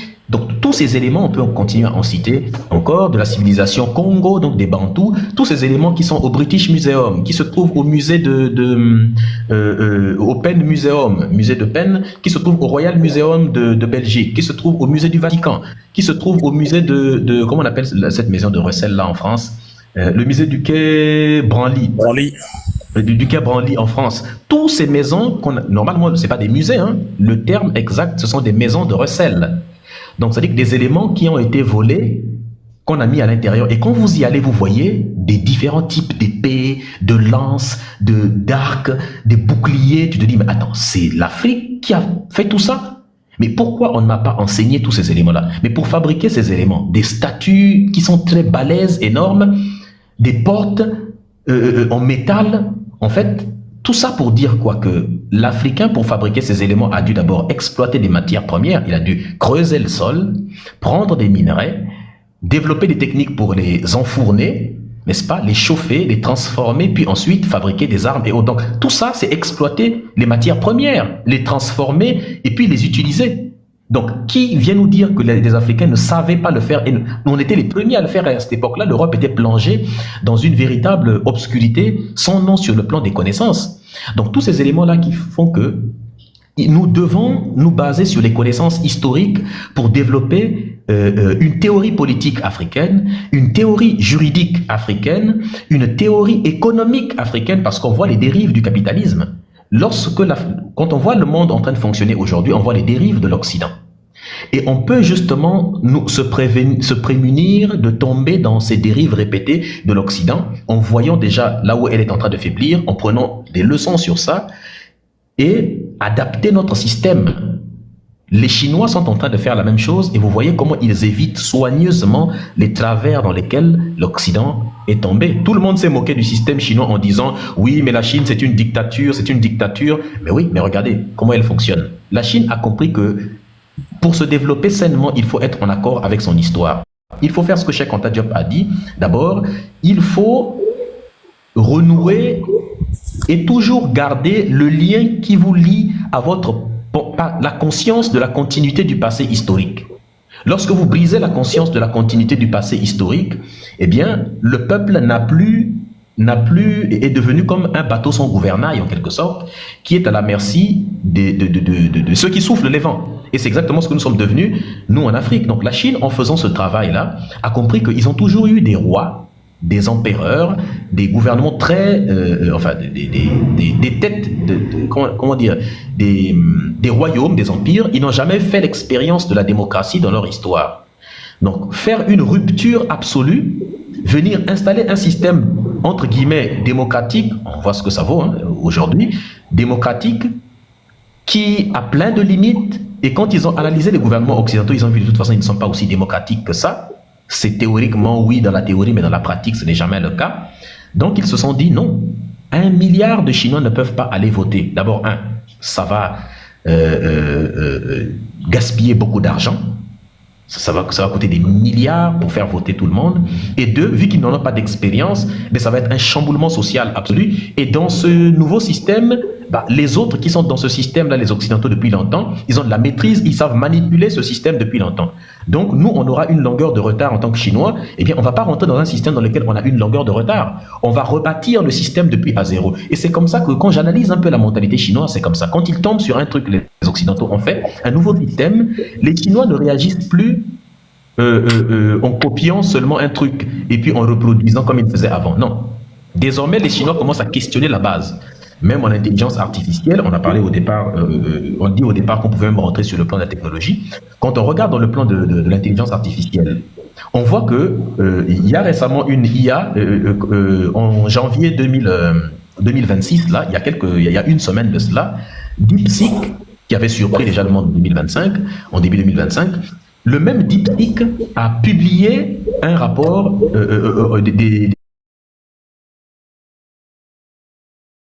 des éléments qui ont fait questionner toute l'industrie. C'est-à-dire qu'ils ont questionné les fondements même de l'IA et ils ont brisé l'un des éléments fondamentaux. C'est-à-dire qu'il y a des choses, par exemple la façon d'encoder les images. Le problème avec ces images-là, c'est que ça consomme beaucoup de données quand on utilise les images sur ChatGPT ou bien sur l'autre, là, je ne sais pas comment ils appellent leurs intelligences artificielles. Et comme ça consomme beaucoup de données, eh bien, ils sont obligés d'utiliser beaucoup de GPU. Et donc, déjà, quand ils sont sortis, ils ont utilisé beaucoup moins de GPU parce que ils ont dû, c'est ce qu'on appelle la résilience. C'est-à-dire que les États-Unis ont été sanctionnés donc par la possibilité d'importer beaucoup de GPU de la part de Nvidia. Et Nvidia n'a pas voulu rentrer en place avec les États-Unis, donc ils n'ont pas voulu commercialiser beaucoup. Ils ont dû trouver un autre système. Et le système, c'est qu'ils ont questionné le fondement de pourquoi on doit stocker beaucoup de données. Et donc, ils ont trouvé un moyen. Et là, ils ont fait la même chose avec les images. Et il y a aussi une autre IA qui vient de sortir, dont j'oublie le nom, c'est une nouvelle IA qui vient de sortir juste récemment, qui est en train de bluffer tout le monde, qui vient de se classer, en tout cas en termes de ce qu'on appelle les agents. Hein, vous savez, les agents que l'on peut utiliser pour faire des automatismes, pour ceux qui utilisent N8N par exemple, quand on utilise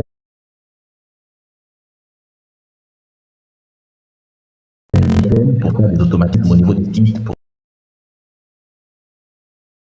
notamment des requêtes que les gens demandent, pour éviter qu'il y ait toujours un agent derrière pour répondre à des questions. Mon micro a fait quoi? Vous ne m'entendez pas? On t'entend, mais il y a une sorte d'écho.